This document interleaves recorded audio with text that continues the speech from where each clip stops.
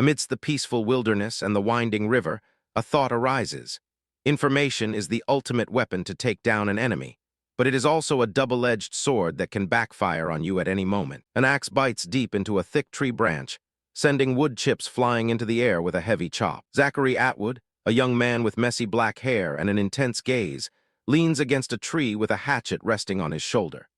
He's dressed for the outdoors in a red button-down over a black tank top, reflecting on how a simple mention of a childhood camping trip has landed him a specific role today. Zach tosses a dry, brittle branch aside with a look of dissatisfaction, as it's terrible for the fire. He realizes that by opening his mouth, he's suddenly become the group's designated lumberjack for the trip. Carrying his hatchet through the sun-dappled woods, Zach admits to himself that being alone out here isn't so bad.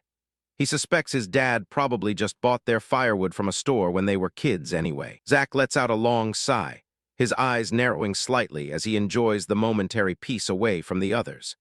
He finds being the newcomer in a group of longtime friends to be a bit uncomfortable and draining. Back at the campsite, Tyler, an arrogant-looking guy in a teal shirt, shouts at the group while pointing at a collapsed tent on the ground. He's clearly frustrated, demanding to know who was responsible for the mess. David and his girlfriend, Izzy, step out of their trailer, carrying bags and supplies for the evening. Izzy tries to calm Tyler down, suggesting he's taking the vacation way too seriously and might just need a snack. The campsite is a mess of half-unpacked gear, with several chairs circled around an unlit fire pit. Tyler continues to fume about their late arrival and the lack of progress, while Zach stands further off by the woodpile. Hannah, Zach's supportive blonde girlfriend, offers a reassuring smile to the group. She tells them everything will be fine, emphasizing that Zach is actually quite skilled at this kind of outdoor work. Zach stops for a moment to wipe the sweat from his face, his expression focused and serious. He seems happy enough to pitch in and do his part for the group. Hannah watches as Zach swings his axe, splitting another large log with practiced ease. He tells her he's nearly finished with the current batch of wood. Tyler turns towards Zach and points a finger, calling him hatchetman with a dismissive tone. He tells him he's just in time to head back out and gather even more firewood for the night. The blade of Zach's hatchet whistles through the air in a sharp, controlled arc. Zach stares Tyler down with a calm, unbothered expression, even as the other man glares at him with clear annoyance. Zach just gives a subtle, knowing smirk and lets out a simple, sure, leaving Tyler feeling uneasy as his brow furrows in irritation. Tyler watches Zach's back as he shoulders his hatchet and heads back into the dense line of trees. Turning back to Hannah, Tyler complains that her boyfriend is far too intense for a casual trip. Hannah just lets out a light giggle, nodding that Zach can definitely get that way sometimes. Zach walks down a narrow, shaded path through the forest, leaving the noise of the campsite behind. He accepts that his focused nature is just part of who he is. He stops in a clearing and crouches down, beginning to gather small, dry sticks from the forest floor. Zach tosses a larger branch onto his pile, deciding that they don't really need a massive amount of wood for just a single night. As Zach steps through the underbrush, a sudden crackle of purple energy sparks around his boot. The ground beneath him begins to glow with an eerie, unnatural light. Zach freezes as his face is suddenly bathed in a vibrant violet glow. His eyes widen in confusion as the forest around him seems to distort. In an instant, the woods are gone, and Zach finds himself floating in a vast, swirling void of cosmic energy and distant stars. Zach looks around the dark expanse in total shock, his body weightless as he tries to make sense of the situation. A glowing blue holographic window blinks into existence right in front of him, announcing the initiation of a system and welcoming him to the multiverse. Zach reads the floating text with a look of disbelief, his mind racing as he tries to process the impossible words. Another system screen appears, stating that the scan of planet Earth is complete and that it has been identified as low-grade mass. Zach wonders if he's suffering from heat stroke or if this is all some bizarre dream. The screen informs him that due to its insufficient size, Earth is being merged with other planets. It details massive changes to the world's topography, random spawn points, and an upgrade to the local wildlife. Zach stares at the mention of upgraded wildlife and additional planets, his confusion growing as a final message confirms the activation of his link to the multiverse system. Still trying to rationalize the experience, Zach wonders if there was something strange in the brownies Izzy brought. He calls out into the darkness, shouting for Hannah and David, but his voice seems to disappear into the endless void. A sharp ding echoes through the space as a new prompt appears, announcing the initiation of incursions and the spawning of a herald. Zack tenses, sensing a sudden shift in the atmosphere. The system window turns a warning red, flashing an error message. It reveals that a herald is currently occupying the exact same physical space as Zack. A new instruction appears, cold and final. Zack must now roll for survival. Zack's eyes go wide, his brow furrowing as the reality of the situation starts to sink in. He repeats the words under his breath, wondering what it means to roll for his own life. Zack looks over his shoulder as a low, menacing hiss fills the void behind him. He breaks into a cold sweat, his heart hammering against his ribs as he wonders what he's supposed to be surviving against. A gargantuan, terrifying entity known as Herald Urkaz manifests behind him, a demonic wolf-like beast wreathed in dark red energy. It towers over the young man, its glowing eyes fixed directly on him. Zack stares up at the massive, snarling creature in absolute terror, feeling completely insignificant in the face of such a monstrous power. Herald Urkaz lets out a deafening, earth-shaking roar, revealing a maw filled with rows of jagged, razor-sharp teeth. A detailed system message explains the catastrophic power gap between the two. Urkaz is rolling on a scale of 1 to 100,000, while Zack is rolling on a mere scale of 1 to 100. Zack's face is cast in deep shadow, his eyes reflecting the impossible numbers as he realizes the odds are stacked impossibly against him. Whoever rolls the lowest value will be erased from existence. A bright blue system notification hangs in the darkness, laying out the brutal reality of the gamble. The rules are absolute. Whoever rolls the lowest value will be wiped from existence. Zack's mouth hangs open as he stares at the screen, a cold sweat breaking out on his forehead. He can't wrap his head around how such a massive disparity in odds could even be possible. The difference between their ranges is staggering, making the whole situation feel like a death sentence. Zack shouts out into the void, trying to refuse the terms of a game he never agreed to play. The system completely ignores his protest, interpreting his exclamation as an acceptance of the protocol. A confirmation screen pops up, announcing that the roll has been initiated. 3 columns of holographic numbers begin to spin wildly in front of him. The mechanical whirring of the digital dice fills the silence of the void. Zack lunges forward and slams his fist against the glowing barrier, desperate to stop the process. He screams for the system to cancel the roll, but the numbers continue their unstoppable descent. The spinning blurs of blue light are no longer just a weird dream. They're his entire life on the line. Zack's voice cracks as he continues to plead for it to stop, his panic rising with every second. A sharp chime echoes through the darkness as the columns finally lock into place.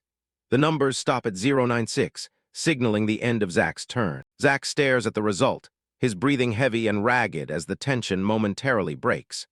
He realizes that a 96 out of 100 is almost a perfect score, the best chance he could have realistically hoped for. But the relief is short-lived as the screen shifts, indicating that it's now the Herald's turn to roll. Zack watches with a sinking feeling, knowing that even his high score is nothing compared to the beast's potential range. The massive entity lets out a low, rumbling growl that vibrates through Zack's entire body. He stands frozen, dwarfed by the creature's overwhelming presence and certain that no roll will ever be enough to save him. A 6-digit column appears this time, and the numbers begin to blur into a high-speed spin.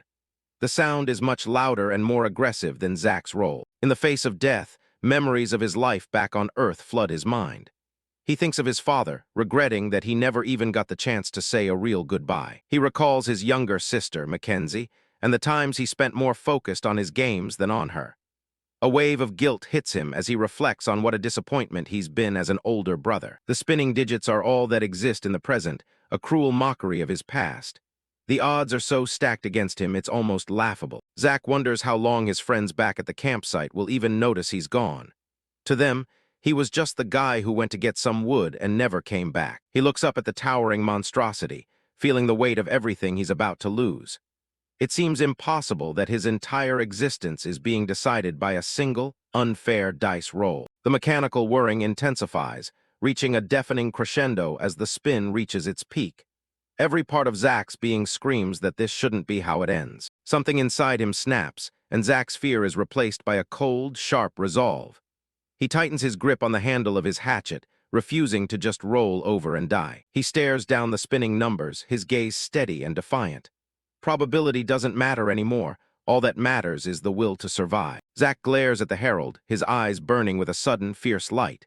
He silently demands just one chance, one single opening to live. A final ding rings out as the spinning numbers stop dead. The Herald's result is 000091. A blue notification box flashes with a message of CONGRATULATIONS against the dark sky. The impossible has happened. Zack stands stunned, looking back and forth between his roll of 96 and the beast's pitiful 91. He can't believe he actually managed to win. The Herald lets out a final, agonizing roar as its result is finalized. A screen confirms that Urkaz has rolled a 91 and that no rerolls are available. Violent red and blue energy suddenly erupts from the Herald's body, tearing through its form with a loud crackle. The beast is being shredded into nothingness. Waves of raw power spiral out from the dying entity, washing over Zack and bathing him in a blinding light. He stands his ground as the cosmic energy surges around him. Zack lets out a pained scream as the massive influx of experience and power from the Herald's death floods into his system. Veins of glowing purple energy ripple across his skin. The system declares the official result. Urkaz has been vanquished, and Zachary Atwood will continue to exist. The impossible victory is complete. With the incursion error resolved, the screen calmly notes that standard protocols are now resuming. The violent energy begins to settle. A flurry of level UP notifications pop up one after another, stacking over each other in a frantic blur. The system begins the process of spawning Zack back into the physical world. Zack's unconscious body is deposited back onto the soft forest floor within a pillar of light. Only then do the branches he tossed earlier finally hit the ground with a dull thud. He lies there for a moment, let out a weak groan as his consciousness slowly returns. The peace of the forest feels alien after the chaos of the void. Zack pushes himself up from the dirt, his head spinning as he tries to remember exactly what just happened. He looks around the familiar clearing, trying to ground himself. He rubs his chest, half expecting to find a wound, but he feels physically stronger than ever before. He realizes he needs to hurry back to the others and make sure they're okay. Looking up at the sky, he freezes as he sees the clouds tinted a strange, bruised purple under two suns. The once familiar horizon has been replaced by something completely alien. Zack stands alone in the center of the woods, a look of pure confusion on his face. He whispers the question to himself, wondering if he's even on the same planet anymore. Another system window confirms his fears, explaining that Earth has been merged with other worlds due to its insufficient energy mass. The planet as he knew it is gone. He looks at a nearby tree, which has grown to an impossible size with thick, glowing blue vines coiling around its trunk. Strange, glowing butterflies flutter through the air, completely undisturbed by his presence. Zack runs a hand through his hair, his mind struggling to accept this new reality. He desperately hopes it's all just some vivid, bizarre dream brought on by the brownies Izzy brought. He starts to walk back in the direction of the campsite, his steps hesitant as he tries to navigate the altered terrain. Every familiar landmark has been twisted into something new. Suddenly, a sharp rustling sound comes from the bushes behind him, and Zack immediately tenses up. He wheels around, hatchet ready, as he realizes he's no longer alone in these woods. Zack narrows his eyes, his gaze fixed on a clearing through the trees. He realizes he hasn't wandered nearly as far as he thought, and the campsite is just ahead. The silhouette of a trailer comes into view, its familiar shape a beacon of normalcy in the strange forest.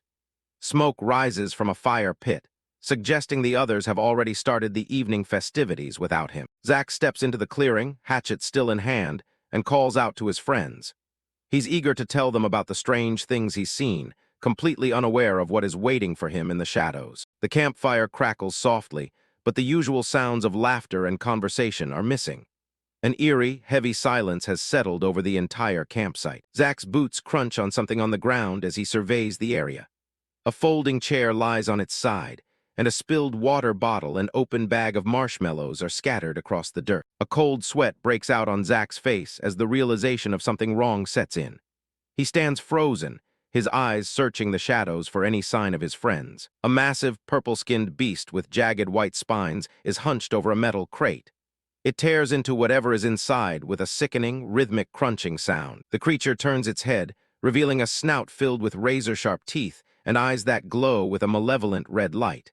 Thick, dark saliva drips from its open maw. The beast lets out a deafening roar that echoes through the forest and lunges forward. Zack barely has time to react as the monster's massive shadow falls over him. The purple hound dashes across the campsite with terrifying speed, its claws digging into the dirt. It moves with a predatory grace that defies its bulky, muscular frame. Zack's instincts take over, and he tightens his grip on the handle of his hatchet. He prepares himself for the collision, his knuckles white with the effort of holding on. He swings the heavy blade in a desperate arc, catching the beast mid-leap. A spray of dark, viscous blood splatters across the clearing as the metal bites deep into flesh. The momentum of the strike carries through, and Zack follows up with a powerful, sweeping blow. The beast is sent tumbling through the air, its snarls turning into high-pitched yelps of pain. Zack's face is flecked with the monster's blood as he grits his teeth in a mixture of exertion and shock. The physical feedback of the hit tells him he's much stronger than he should be. The creature slams into a nearby tree with a violent crash, shattering wood and kicking up a cloud of debris. Zack stares at his hands, struggling to comprehend his own newfound power. Memories of the blue system interface flash through his mind, the greeting to the multiverse, and the strange, gambling mechanics. He starts to realize that the nightmare he experienced was real. The memory of the gargantuan Herald Arcaz looms over him, a reminder of the sheer scale of the changes Earth is undergoing. The encounter in the void was no dream. He recalls the spinning columns of the dice roll and the impossible odds he somehow managed to overcome. The system's intervention is the only explanation for why he's still alive. Zack winces as he grips his bloodied shoulder, the sharp sting of the wound anchoring him to the present. Every ache in his body is proof that the world has fundamentally changed. He frantically calls out for Hannah and the others, his voice echoing fruitlessly through the empty woods. The campfire is the only sign that anyone was ever here at all. He sprints past the trailer, his heavy footsteps thumping against the ground as he searches for any sign of life. The realization that he is completely alone begins to sink in. The purple beast scrambles back to its feet, snarling as energy flickers around its spines.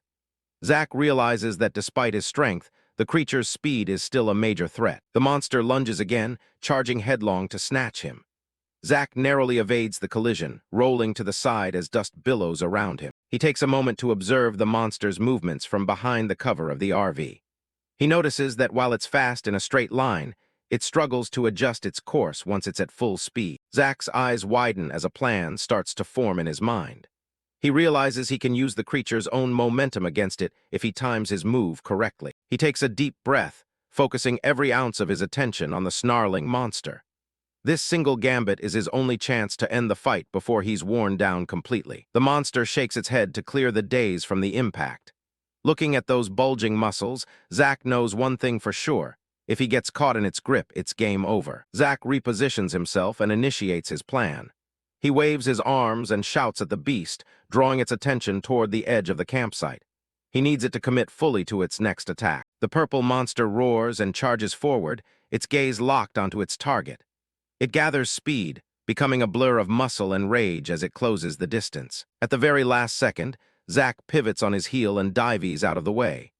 The creature's forward momentum is too great for it to stop, and it continues hurtling past him into the brush. The beast's red eyes are wide as it realizes it has overshot its target. The sound of its heavy paws thudding against the ground rhythmically counts down the seconds of the chase. Zack leads the monster on a high-speed pursuit through the thick brush of the forest. He uses the dense trees to his advantage, forcing the creature to navigate around obstacles. He leans against a tree trunk, gasping for air as he tries to ignore the blood soaking through his sleeve. The adrenaline is the only thing keeping him on his feet right now. Zack finds a tactical position near a massive, upturned root and prepares for the creature's next approach. He knows the fight is far from over, and he has to end it soon. The heavy, rhythmic thuds of the beast's footsteps signal its arrival long before it comes into view. The forest floor trembles with the weight of the charging monster. Zack narrows his eyes, focusing purely on the sounds of the beast's approach. He pushes aside every other thought, letting his survival instincts take full control. He looks down at his hand, noticing a slight tremor as he grips the axe. He questions if his body is starting to give out under the immense pressure of the hunt. Blood drips steadily from the metal head of the hatchet, staining the grass below. Zack realizes that the shaking in his hands isn't born from a fear of death. The sound of the beast crashing through the undergrowth grows louder, signaling its inevitable return. The air is thick with the scent of pine and ozone. He squeezes the handle of the hatchet with both hands, his knuckles white and veins bulging. The trembling is replaced by a surge of pure, unadulterated rage. Zack steps out from his cover and beats his fist against his chest, letting out a primal scream of challenge. He dares the monster to come and try to finish him off. The beast leaps from the shadows, its claws extended and a purple aura radiating from its body. It lets out a final, earth-shaking roar as it prepares to close the distance once and for all. Zack ducks beneath the beast's massive jaws, the wind of its movement whistling past his ear. He moves with a newfound agility, his body responding to his will faster than ever before. The purple beast slams into the earth with a bone-jarring impact, kicking up a cloud of dust and debris. Its momentum carries it past Zack, leaving it momentarily vulnerable to a counterattack. The previous impact leaves it dazed. The creature thrashes violently, its muscular limbs plowing through the campsite floor. It struggles to regain its balance, its movements becoming increasingly erratic as the fight drags on. The monster lets out a high-pitched, piercing roar, its red eyes wide with a mix of fury and pain. Thick, dark saliva sprays from its snout as it prepares for one last desperate stand. Zack raises his blood-slicked hatchet high, the metal catching the faint light filtering through the trees. His expression is one of grim determination as he commits to the finishing blow. He brings the axe down with a sickening thud, the blade burying itself deep in the monster's thick neck. A fountain of dark blood erupts, coating the ground and Zack's arms in a warm, metallic-scented spray. One of the beast's jagged white spines snaps under the force of Zack's relentless assault, the sound echoing through the quiet woods. Bits of bone and flesh are sent flying into the air. Zack unleashes a flurry of savage slashes, his mind flashing back to the impossible odds he just survived in the void. Compared to the cosmic entity he faced before, this creature is nothing but a nuisance. The beast lets out a final, gurgling scream as its strength fails, the light in its red eyes beginning to dim. It collapses under the weight of Zack's fury, its body a broken mass of purple muscle. With a primal shout of defiance, Zack delivers a crushing downward strike that ends the creature's struggle once and for all. He declares his victory to the empty forest, his voice raw with newfound power. The axe slices through the monster's remains with a sharp whistle, leaving a trail of blue light in its wake. Zack's physical capabilities are undeniable now, a stark contrast to the man he was only hours ago. He continues the motion, his movements fluid and precise as he carves through the last of his enemy. The air is thick with the scent of iron and the fatting energy of the slain beast. A final, clean slice separates the monster's head from its body, sending a fresh wave of blood across the clearing. The silence that follows is sudden, heavy, and absolute. Zack stands over the carcass, his face shadowed and his left eye burning with an otherworldly blue glow. The spectral image of Herald Urkhaz seems to hover behind him, a haunting reminder of the power he now carries. A translucent blue screen materializes in the air, notifying him of his reward, 100 Nexus coins.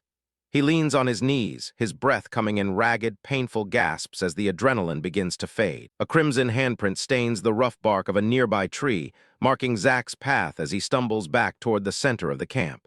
He moves with leaden steps, his strength nearly spent. Blood drips steadily from his fingertips and onto the forest path, leaving a grim trail behind him. Each step is a struggle against the growing exhaustion and the shock of his new reality. His boots crunch on the blood-spattered grass as he reaches the trailer, his voice barely a whisper. He calls out for Hannah, his heart heavy with the fear of what he might find. The blood-stained hatchet falls from his limp hand, landing with a dull thud on the forest floor. He no longer has the strength to hold it, his body finally reaching its limit after the fight. He reaches out a trembling, bloody hand and leans against the cool metal side of the white RV. He asks the empty campsite if anyone is there, his words swallowed by the vast, uncaring woods. With a weary groan, Zack's back slides down the side of the vehicle until he's slumped against the ground. He mutters to himself that they need to leave, even as his consciousness begins to slip away. He sits alone in the center of the abandoned campsite, a lone figure in a world that has become unrecognizable. A long trail of blood marks the path of his struggle, stretching out behind him like a dark ribbon. High above the altered horizon, a distant moon hangs in a sky filled with strange stars and a brilliant, glowing portal. The thought of home feels like a distant, fading dream in this new multiverse. From high above, the campsite is a tiny, insignificant speck in a world that has been consumed by a massive, cosmic phenomenon. The Earth is gone, replaced by a sprawling, dangerous new reality. Zachary Atwood opens his eyes, squinting against the harsh morning sun filtering through the leaves above. The forest canopy is a blur of bright white light and deep green shadows. Zack sits up with a groan, rubbing his head as a sharp pain throbs behind his eyes. His clothes are torn and caked in dried blood, a grim reminder of the chaos he barely survived. He stares at his hands, both covered in crimson stains that have dried into a dark crust. Reaching for his phone, he taps the screen to check the time. It's 8:47 a.m., but something about the display feels completely wrong. He freezes as he stares at the date, his eyes widening in total shock at what he's seeing. He's been unconscious for 3 full days while the world moved on without him. The sun is high, and the birds are chirping like nothing ever happened. The campsite is a mess of abandoned belongings, with open suitcases and gear scattered everywhere. Zack scans the area, but Hannah and the others are nowhere to be found, and they left all their important gear behind. He grits his teeth, wrapping a fresh bandage around his arm and tightening it with his mouth. Realistically, if they haven't come back to the camp by now, they're probably not coming back at all. He steps out into the woods, noticing how much thicker and more vibrant the trees have become in just a few days. Everything looks lush, alien, and way too overgrown. As he scales a tree near the campsite, he realizes something impossible. The deep wounds that should have killed him have vanished. His skin is clear and the pain is gone. He breathes hard, trying to process how his body could have healed so fast. He should be dead, yet he's standing here feeling stronger than ever. He checks the RV's landline, but the receiver just dangles uselessly with no dial tone.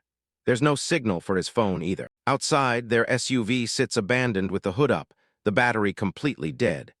He's stranded in the middle of a forest that doesn't look like Earth anymore. Climbing high, he still grips his axe tightly. He knows he's not alone. There's something else lurking in these woods. Recalling the image of the hideous, giant wolf with its glowing eyes and jagged teeth snarling at him, he couldn't help but shudder. Sizing up the strange creature, he wonders if Earth is being invaded by aliens. The world he knew is disappearing all too fast. Images of his father and his sister, Kenzie, flash through his mind. If this forest has turned into a death trap, he can't even imagine what's happened to the rest of the planet. A look of cold determination settles in his eyes.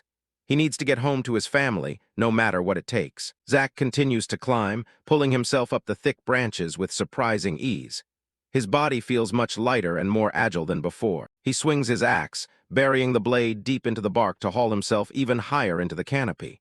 The wood is thick and sturdy. Reaching the upper branches, he catches his breath and looks out at the horizon. The view is both beautiful and terrifying. 2 massive red beams pierce the sky in the distance, casting an ominous glow over the mountains. He searches for a sign of civilization, but what he sees is far beyond anything humanity has ever possessed. His eyes narrow as he looks past the forest and sees nothing but water in every direction. He isn't just lost, he's trapped on an island. He grinds his teeth, his face contorting as he stares at the transformed world. "What have you done to my world?" he mutters under his breath. He screams at the top of his lungs, venting his rage at the system for what it's done. His voice echoes through the silent, alien jungle. A sharp beep cuts through his yelling as a translucent blue screen flickers to life right in front of him. It's the same interface from before. Notifications start flooding the air, granting him titles like Born for Carnage and Ultimate Reaper for his first solo kills. Each one comes with a massive boost to his stats. More boxes pop up, Giant's Bane and Disciple of David. The system is rewarding him for things he didn't even realize he'd accomplished. The chimes keep coming as the system labels him overpowered, and a slayer of Leviathans for taking down enemies way above his level. His strength and endurance numbers are climbing rapidly. One last ding announces he's reached level 10, earning him the Adventurer title and even more stat points. He stares at the screen, trying to make sense of the math. Zack stares at the floating screens, his face lit up by the blue glow. "Is this me?" he wonders, seeing his own name on the interface. His full status sheet appears. Zachary Atwood, level 16. His luck is through the roof, and he's sitting on over 5,000 Nexus coins. He looks at his own hands, wondering if the entire world has really been turned into a giant video game. It's the only explanation that fits the reality in front of him. He realizes that almost all of his new power comes from those impossible titles he earned by sheer luck during the Incursion era. Then he notices the Active Quests tab. He has 3 months to kill 4 heralds and an Incursion general, or it's game over for good. Looking back at the distant red beam, he realizes that must be where the incursions are happening. It's his target for the months ahead. A new prompt appears, notifying him that he's met the requirements to create an outpost.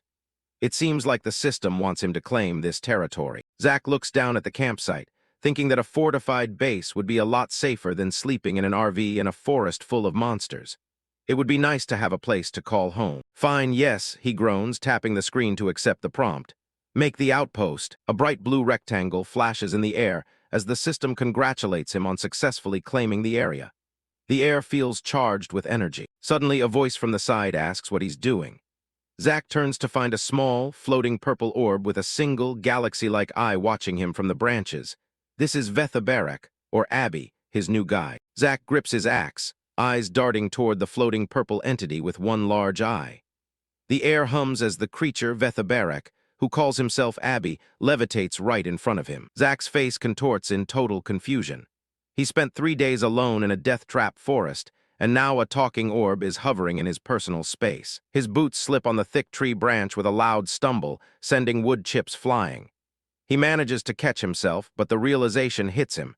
This thing is definitely not human. Abby floats closer, his single eye pulsing with cosmic light.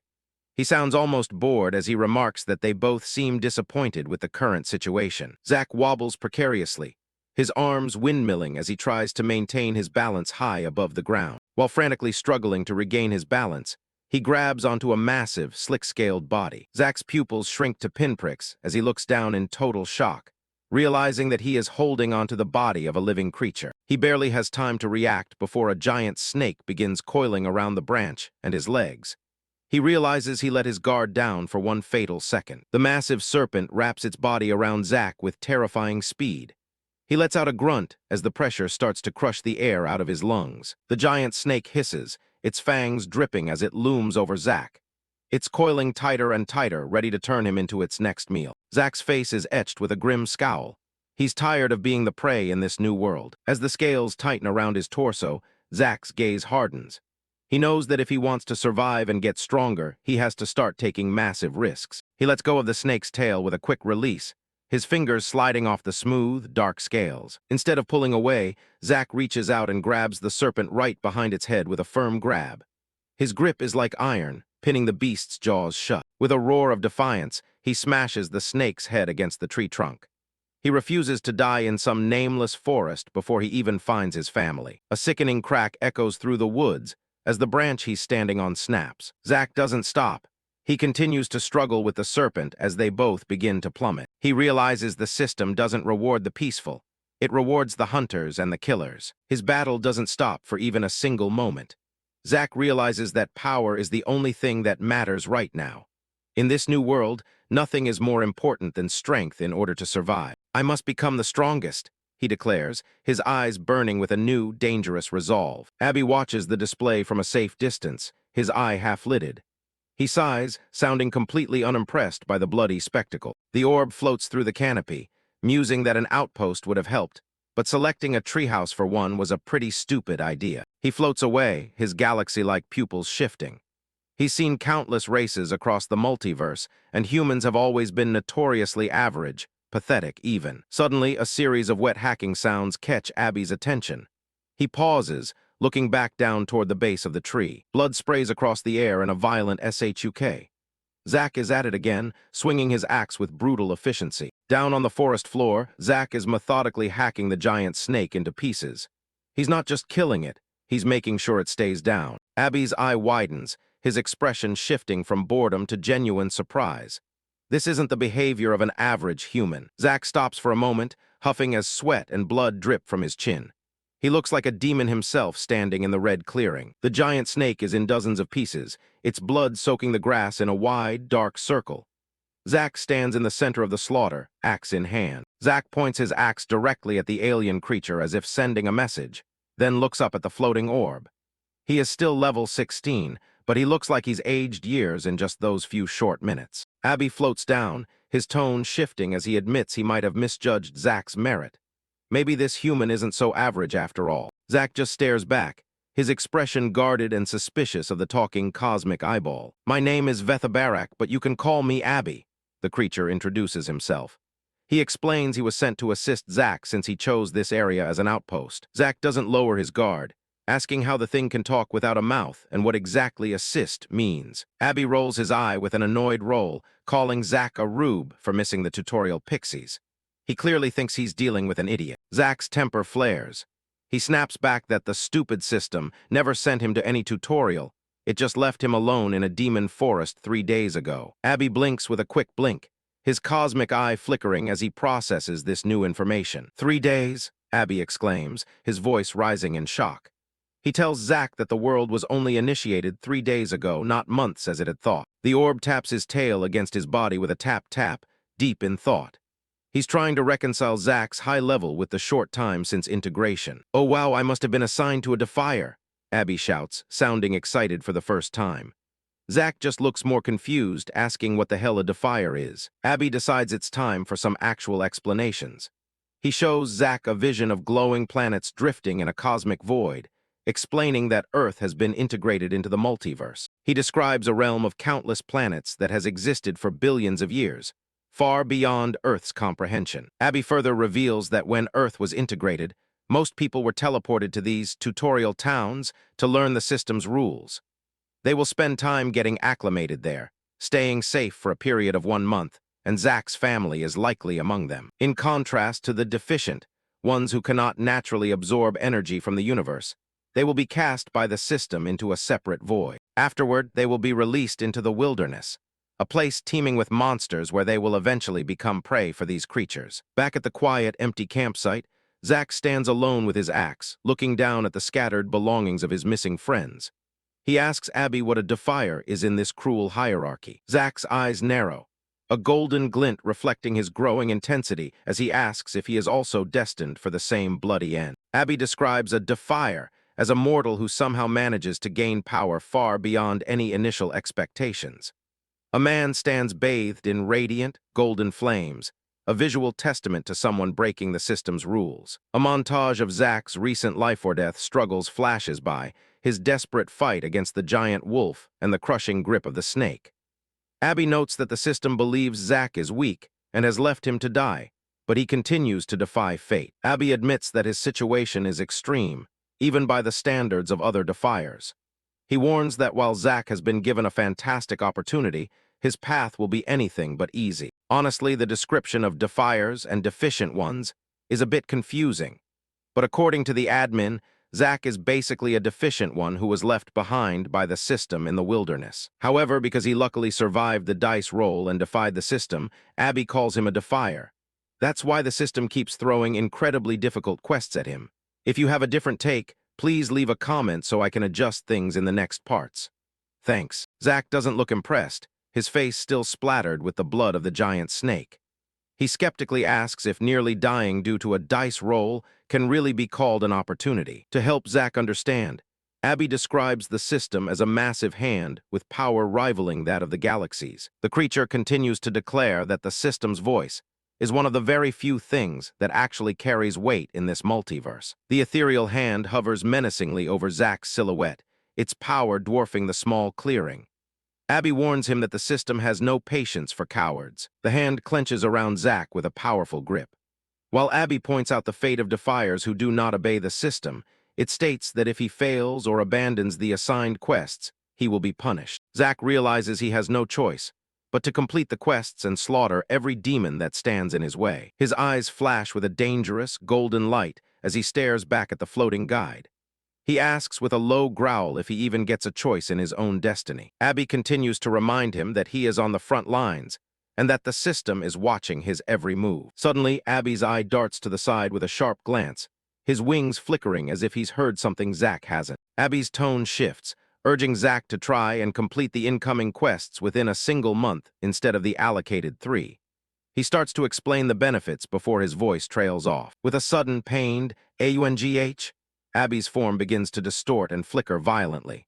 A loud crunch echoes through the air as if the very space around him is being crushed. A brilliant purple blink flashes against the trunk of a tree, and in an instant, Abby is gone.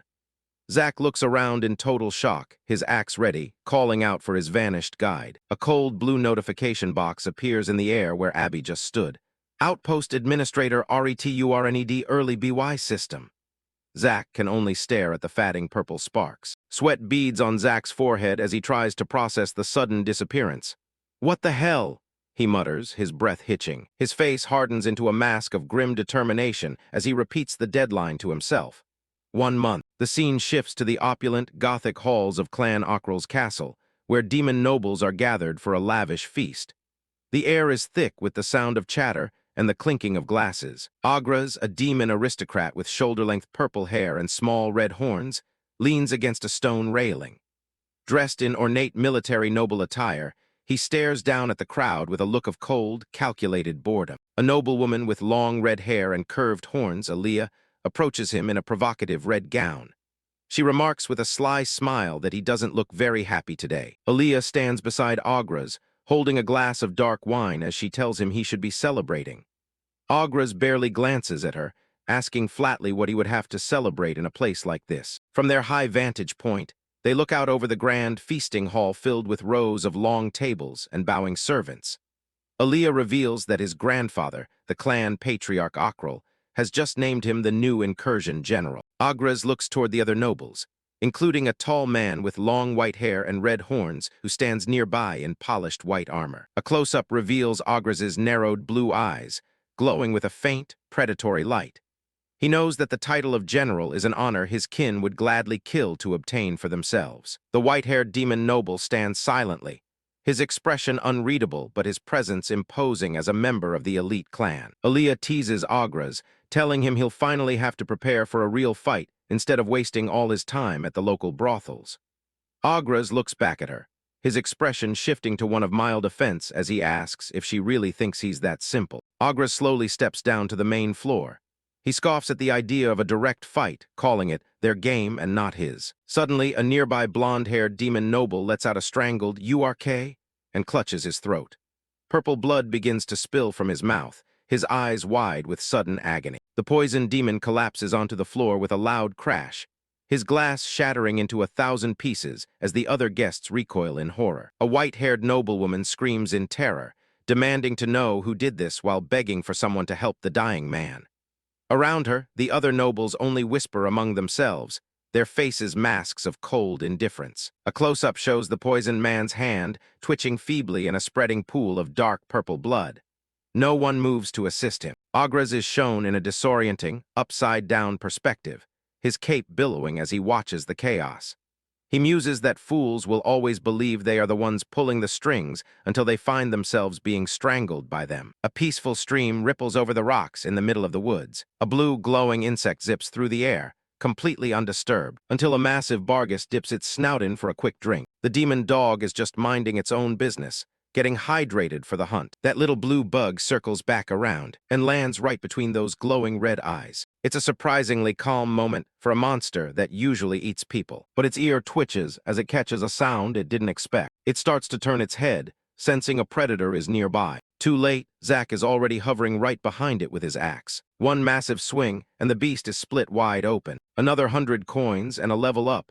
Zack's getting pretty efficient at this. He takes a seat by the riverbank to catch his breath. The system definitely doesn't make leveling up easy, but it does give him a handful of stat points to play with every time. Right now, he's sitting on 32 unallocated points at level 17. He thinks about hoarding them for later, but he knows better now. The fight with the snake proved that being naive gets you killed. He pulls up the holographic menu and starts tapping through his options. He dumps every single point into his physical stats like strength and vitality. There's no point saving for a future that might not happen. He lies back on the dirt, staring up at the canopy. He's got 25 days left until his first month is officially up. He keeps replaying Abby's warning about finishing his quests early. There has to be a reason the system punished her for giving him that tip. Maybe there's a secret reward, or maybe the world just gets 10 times deadlier. Either way, his life is about to get a whole lot harder. While everyone else is safe in a tutorial, he's out here in the wild. He splashes some cold river water on his face to wake himself up. Then he yanks his axe out of the dead beast with a wet squelch. Time to get back to work. The blue insect follows along as Zack heads back into the trees. As night falls, he sets up a small fire by the RV. He roasts a thick slab of monster meat over the flames. He starts scrolling through his unique titles to see what kind of buffs he's got. Born for Carnage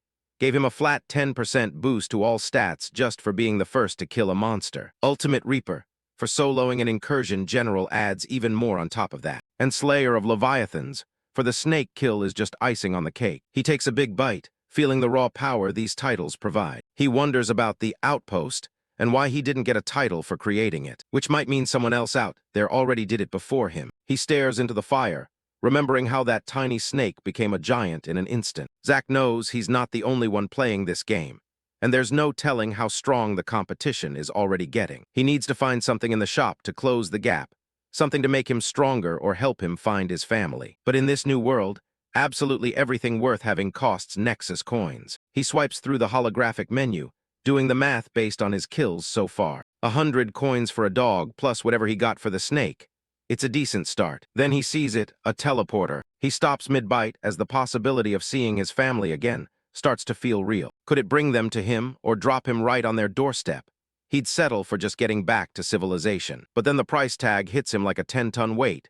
10 million Nexus coins. At this rate, he'd have to slaughter a literal mountain of demon dogs to afford it. He looks at his active quests, realizing that building up his outpost might be his best bet for a head start. If he can hit level 25 or take out the heralds, the rewards could give him the edge he needs. Just like with his stat points, he realizes he can't afford to hoard his coins. He has to spend them on things that will help him survive the next 5 minutes, not the next year. He narrows it down to the only 2 things of note that he can actually afford right now. The first is a skill called Eye of Discernment for 3,000 coins. It's basically a scanner that gives him the stats and weaknesses of whatever monster he's looking at. It's a literal game changer for someone who's been fighting blind this whole time. But identifying them is only half the battle. He still needs to outscale them. The second purchase is an F-grade small-scale mother-daughter gathering array. A massive mouthful, but the utility of this glowing necklace is undeniable. While he wears it, it passively absorbs cosmic energy from the surrounding area 24/7. It's like he's constantly cultivating his power, even while he's fast asleep. He might not be a mystical cultivator, but he's not above stealing their tricks to get ahead. But even with the passive buff, things are moving too slow for his liking. He grabs his axe and decides it's time to go kill some more shit. He starts hunting from the shadows, dropping down on Barghists before they even know he's there. When he gets the drop on them, they go down with one clean hit. But when things get messy and they manage to fight back, well, that's when he gets a face full of purple blood and has to work for his dinner. With every encounter, he starts to understand them better, tracking fresh prints through the rain. He masters the weight and follow-through of every axe swing. He learns how to block those jagged claws without getting his head ripped off. He starts putting his new skill to work, officially identifying his targets as Barghists. He even gets tactical, stashing supply caches in hollowed-out trees all across the island. Day after day, he hunts, drags back his prizes, and heads right back out. He fights until his muscles scream, and his bandages are soaked through. He bleeds for every scrap of experience the system offers. He loses track of the count after dozens, maybe hundreds of kills, as level-ups become rarer. But even as the progress slows, his raw power is skyrocketing. Eventually, he stops seeing the Barghists as terrifying predators. He's reached level 23, but he knows he still needs to pick up the pace if he wants to survive what's coming. Zack's stats have improved significantly, but the clock is ticking. There are less than 5 days left until the month ends. Somewhere far away from the forest, heavy footsteps echo through a lavish hall. Rydell approaches his superior, the General Agras, who is relaxing behind a massive desk. Agras looks up from his wine, greeting his general with a casual, almost mocking smile. Rydell remains stiff and professional, clearly unamused by his leader's lack of focus. Agras dismisses the tension, telling his second-in-command to take a seat and relax. "I would rather stand," Rydell replies, his patience with Agras's attitude wearing thin. He sniffs the air, detecting the strong scent of alcohol on his superior's breath. Agras groans, claiming there isn't much else to do since their part in the incursion doesn't start for several weeks. Rydell slides a document across the desk, telling Agras to sign it so he can return to his wine. Agras signs without a second thought, agreeing to appoint Rydell's cousin as Master of Scouts. Rydell takes the orders and leaves, promising to ensure they are followed swiftly. Agras watches him go,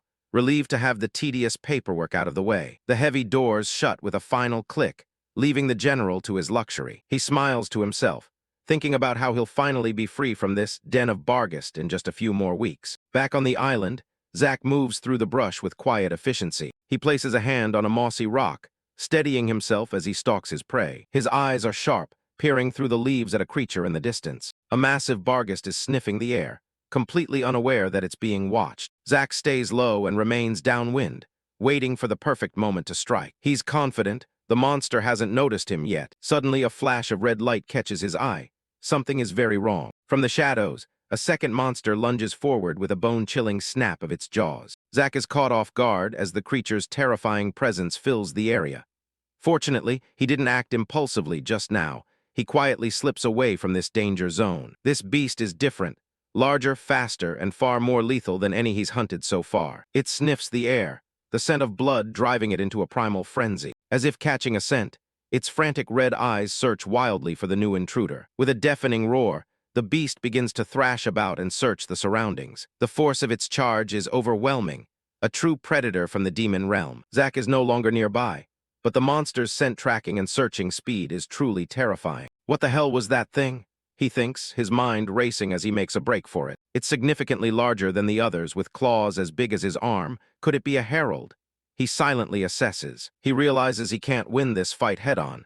He needs to get back to his camp and regroup. After fleeing for a while, he creeps back toward the edge of the forest after hearing some strange noises. He sees a strange, small creature standing by a fire, speaking in a language he doesn't recognize. Zack watches from behind a tree, his heart pounding at the sight of an intelligent demon. This one seems far more dangerous than the beasts, poking at its dinner with a casual air. He wonders if it was specifically sent to find him or his outpost. He decides to use his eye of discernment.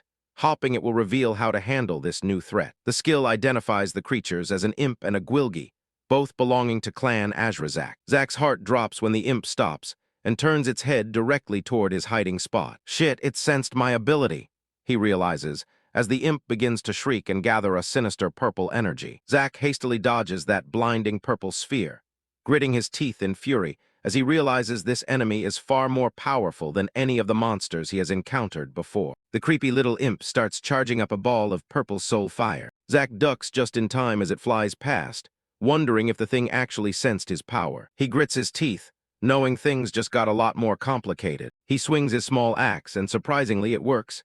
His strike bats the purple sphere aside. Glancing back at the explosion behind him, he realizes that taking them down is actually possible. He turns back and glares at his attackers, searching for a way out of this situation. Before he can even recover, he sees a red blur lunging at him. The four-eyed wolf lunges forward and chomps down right on the handle of his axe. It slams him into the ground with a heavy thud, pinning him down. The wolf growls, its teeth gnashing into the wood as it tries to snap at Zack, but it is held back by the axe handle. Zack manages to plant a boot in its chest and shove the beast off him, but then he notices the purple fire sticking to his arm and tries to swat it away. It only grazed him, but the damage feels like it's eating straight into his soul. The imp just hovers there cackling, watching the wolf close back in. Then with a sickening crack, the wolf snaps Zack's hatchet right in half. He's stuck in the woods with two monsters and a broken weapon. Zack realizes that if he can't win this, he doesn't deserve the luck he's had so far. Determined to go all in, Zack charges straight at the wolf. The imp fires off another soul blast to try and slow him down. Zack weaves through the shots like his life depends on it,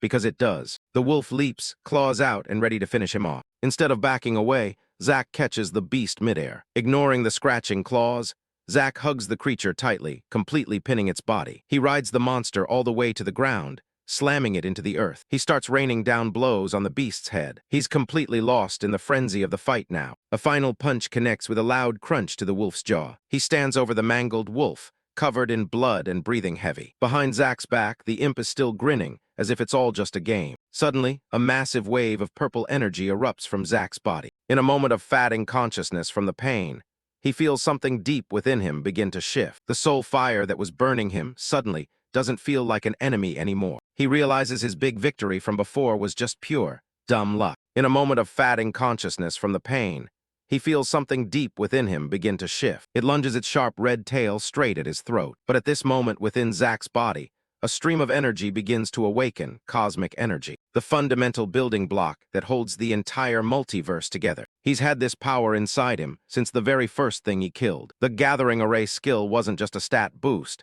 It was teaching him how to use this energy. Now he finally understands how to reach out and control it. His eyes start to glow with an intense, golden light. He reaches out and grabs the monster's tail, telling the thing it made a huge mistake breaking his axe. The fat little imp just stands there, watching with those creepy, glowing yellow eyes. Suddenly, it lets out a piercing shriek, baring rows of razor-sharp teeth. It hovers in the air and starts raining down a barrage of purple soul fire. Zack is done being a victim.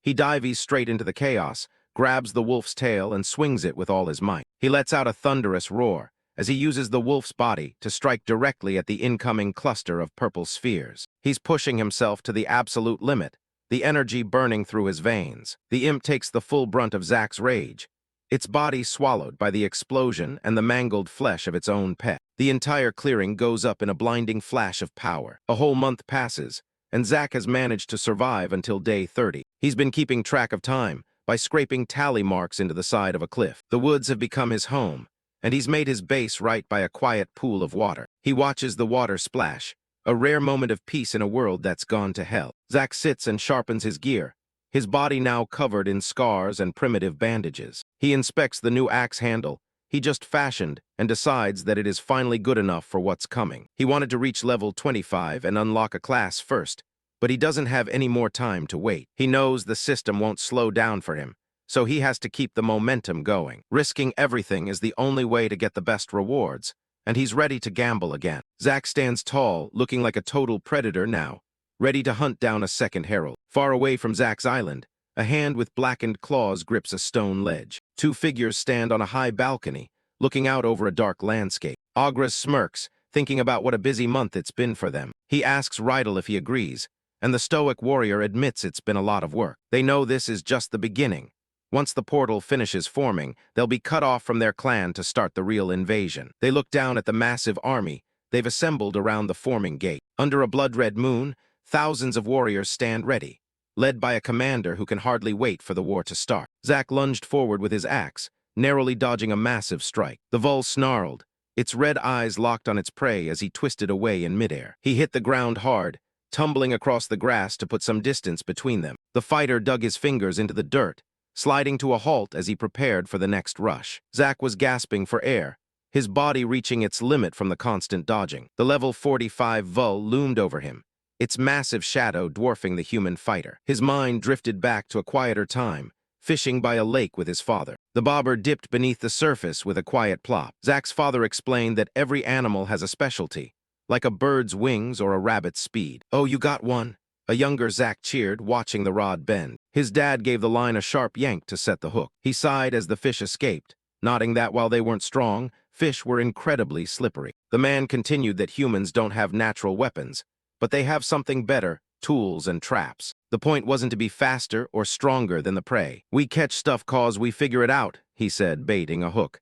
"That's what makes us special." 2 hours before the fight even started, Zack was already setting the stage. He had spent that time carving out a massive pit and filling it with sharpened wooden spears. Back in the present, the herald let out a deafening roar, ready to end the chase. Zack knew he couldn't win a contest of raw strength against a beast that outleveled him so much. The gap was just too large. One solid hit would be the end of him. He just had to make sure the monster never actually touched him. The protagonist focused his energy, pushing his body to move faster than it was ever meant to. Blood sprayed as the strain began to tear at his muscles from the inside out. But he didn't stop, his axe humming with a lethal light. Zack realized he could channel cosmic energy into specific parts of his body to boost his stats on the fly. His arm glowed with power, taking a glancing blow that would have normally shattered bone. The beast growled, charging forward again with reckless abandon. "Come on, this way," Zack taunted, leading the monster toward the clearing he'd prepared. The vul smashed through everything in its path,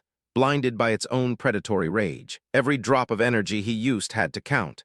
He wasn't a cultivator with an endless supply. The monster crushes the tree trunk at the exact spot where Zack had been standing just a second before. It let out a frustrated roar, its claws tearing up the earth. Zack grit his teeth, forcing his legs to keep moving as he led it toward the trap. A massive shockwave rippled through the clearing as the beast finally overstepped. The fighter leaped into the air, his eyes fixed on the target below. Zack brings his axe down with all his remaining strength, aiming straight for the beast's head in an attempt to wear down its power. Meanwhile, at a massive incursion portal, a sinister purple energy hummed in the air. Heavy armored boots stepped onto the platform, echoing through the silent base. Agres approaches the two guards, inquiring about Rydell's whereabouts. The demon noble casually replied that Rydell had already crossed over into the new world. He looked up at the general, a scarred and veteran demon officer. The general gave a stiff nod, oblivious to the betrayal Agres was about to unleash. Agres led his squad through the purple aura, coldly informing the general that he wouldn't be following Rydell into the new world. He flashed a wicked grin,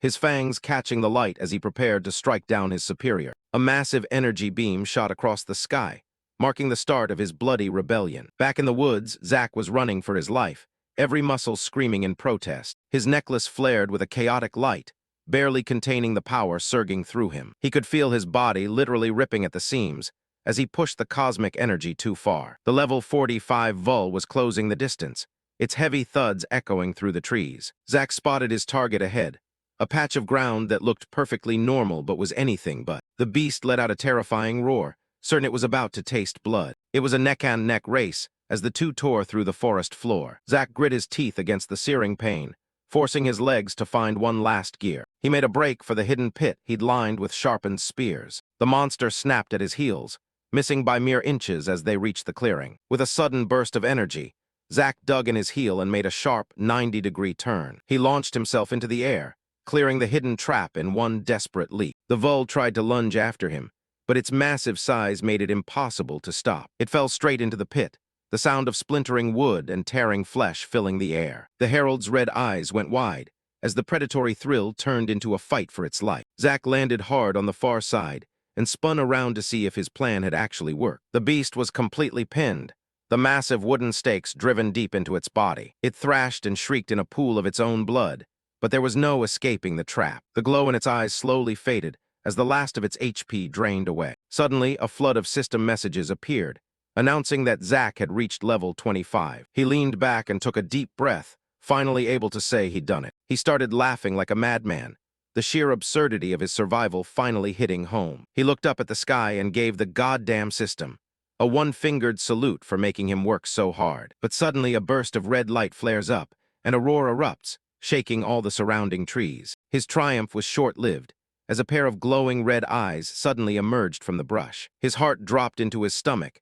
as he realized the noise had attracted unwanted attention. Dozens more eyes opened in the darkness, surrounding him before he could even recover. Back at the Incursion base, the purple clouds swirled over the demonic fortress. A wounded guard begged for his life, realizing his loyalty to the general had just become a death sentence. Agres didn't waste any words, ending the man's life with a single brutal swing. The body slumped to the floor as the demon noble moved on without a second look. He stood in a room full of corpses, the first step of his rogue mission complete. Names asked how much longer they'd have to hide their true forms behind these disguises. Agres told him they'd keep the charade until he decided otherwise. Nearby, a dying guard wheezed as he stared up at the man who had betrayed them all. Aaliyah asked if that order applied to her as well, curious about Agres's plan. He walked away from the slaughter, wanting to stay a ghost to anyone in the new world. Ilver finished off another guard while questioning if it was smart to give up his grandfather's protection. A final look at the fallen guards showed just how far Agres was willing to go for his freedom. Ilver dropped the body of the last loyalist, somberly reminding Agres that there would be no going back once they crossed this line. Agres accepted the terms without a hint of hesitation, his mind long since made up. He looked down at the carnage, declaring that he was finished with his wretched, backstabbing clan and their endless games. His eyes burned with a cold determination as he looked toward the horizon of the new world. Leading his small, elite squad, Agres marched toward the massive energy rift, ready to introduce himself to the locals. Zack is booking it through the woods, but those beasts aren't letting up. He's gasping for air, and it's looking grim. The monsters are everywhere. They're snapping at his heels, closing the gap faster than he can run. He's wondering why Abby didn't warn him that killing a boss would summon every monster on the island. His legs are sparking with what little energy he has left after the fight with the Herald. He's huffing and puffing, knowing he can't outrun a whole pack like this. One of them lunges, barely missing as Zack skids across the dirt. Another one drops from the trees right on top of him. He swings his axe in a desperate arc, catching the beast midair. He sticks the landing hard, lungs burning as more monsters surround him. Wait, he notices a faint glow crackling in his hand. Killing that beast actually gave him some energy back. If he keeps this up, he might not run dry. More of them come charging out of the brush. Zack cracks a grin. He doesn't need to run anymore. He plants his foot and does a full 180. The lead beast doesn't even realize he's stopped fleeing. A massive swing tears right through the monster's skull. He's done being the prey. Now he's just going to kill every last one of them. Miles away, a massive pillar of red light pierces the sky above a demonic camp. Inside the command center, the demon leaders are huddling over a map. The commander orders Kevorin to get some scouting parties organized. Kevorin is already on it. They need to find whatever killed Urkhaz. The commander wants to know what they're up against, but someone's coming through the portal. The other demons are restless, wondering if Ograz is finally showing up. A portal flares to life, and a heavy boot steps through the light. A new squad of demons arrives, looking ready for a fight. They definitely aren't here for a friendly visit. Back in the forest, Zack is leaning against a tree, barely holding it together. He's covered in gore, and his axe is looking as beat up as he is. He's focused on one thing, finding one of his hidden supply caches. He looks out over the field of corpses toward his goal. He starts hobbling toward a thick tree, every step looking like a struggle. He reaches up and grabs a branch with his bandaged hand. Using what's left of his strength, he hauls himself up into the canopy. He settles into a high branch where nothing can sneak up on him. He leans back against the trunk, finally letting his eyes close. The sun breaks through the leaves as the forest comes to life in the morning. Zack blinks awake. It's been over a month now. He sits up, reflecting on how the world still hasn't ended. Then he looks at that red beam in the distance and realizes it ended a month ago. He tightens the bandages on his arm, getting ready for the day. A bird takes flight, leaving him alone in the quiet woods. He's making progress, but his body is still a long way from 100%. It's going to be a long walk back to his camp. He's focused on one goal, getting home so he can finally pick his class. Suddenly, the snap of a branch behind him stops him cold. Someone's tracking him. A demon scout in full armor is prowling through the woods. Zack drops into the brush, keeping his eyes on the target. He can't believe it. It's an actual demon, not just another beast. The scout kneels to inspect some blood on the ground, muttering in a strange language. He seems to be looking for his missing comrades, calling out for Ograz. Zack doesn't give him a second to react, dropping from above with a heavy strike. A single blow to the back of the head sends the demon straight into the dirt. Zack looks over the gear, deciding the scout's axe is exactly the upgrade he needs. He hauls the unconscious demon over his shoulder and starts moving. He finds a quiet spot and ties his prisoner up tight. A splash of cold water brings the scout gasping back to consciousness. The demon wakes up shouting for his brothers, but he isn't going anywhere. Zack brings the edge of the new axe close to the demon's throat to shut him up. He starts the interrogation, making it clear he's the one in charge. He wants to know one thing: how many more of them are invading his world? The system identifies him as Azan, a level 33 member of Clan Azrazak. Zack cuts through his armor, demanding answers before he loses his patience. Azan just glares at him, his body starting to pulse with a violent red light. Instead of talking, the demon decided to take the human out with him. Zack sees the energy peaking and realizes he's in serious trouble. The scout goes nuclear, turning the clearing into a wall of fire. The explosion tears through the trees, leaving nothing but smoke and ash. Zack gets tossed back, staring at the smoking crater. He realizes these guys are total fanatics. They'd rather blow themselves up than let a human get a single scrap of info. All that's left of the scout is a charred hand on the scorched ground. Zack hauls himself up into the trees to regroup and watch for any more trouble. From his vantage point, he can see his camp is still untouched and quiet. He drops back down to the ground with a heavy thud. He looks at the blast marks near his trailer, annoyed by the whole ordeal. He really wanted that demon's armor, but at least he got the axe before the boom. He realizes he made a rookie mistake by not stripping the scout's gear immediately. He should have seen the signs before the guy turned himself into a bomb. One massive blast later, and his only source of info is gone. At least he's got a replacement for his old, battered axe. He checks his progress and realizes he finally hit level 25. Now, it's finally time to see what this class selection is all about. Zack stands at the center of his camp, knowing there's one final precaution he needs to take before making his move. He pulls up the interface for an F-grade small-scale illusion array he recently acquired. With a heavy thud, a large, rugged crate materializes on the ground before him. He pries it open to find a set of glowing purple spikes, nodding they're quite different from the last array he used. Zack moves around the perimeter of his camp, carefully placing the enchanted spikes into the dirt. He drives the final spike into the earth, completing the circle. He steps back to admire his work, eager to see how well this new defense system actually performs. The array hums to life, and the spikes begin to discharge crackling bolts of purple energy. A powerful wave of magic erupts from the center, sweeping over Zack as the system confirms the activation. A shimmering dome of purple light expands until it covers the entire campsite, trailer and all. From the outside, the clearing seems to ripple and blink out of existence, replaced by the illusion of undisturbed forest. Zack touches the shimmering boundary, marveling at how his entire base is now perfectly camouflaged. He breathes a sigh of relief, knowing he can finally focus without worrying about wandering demons. With his security handled, he turns his full attention to the main event, his class selection. A blue prompt appears, congratulating him on reaching level 25 and asking if he's ready to choose. Zack doesn't hesitate for a second, tapping the yes button with a confident smirk. His excitement is cut short by a red error screen demanding 6,000 Nexus coins for a Nexus node.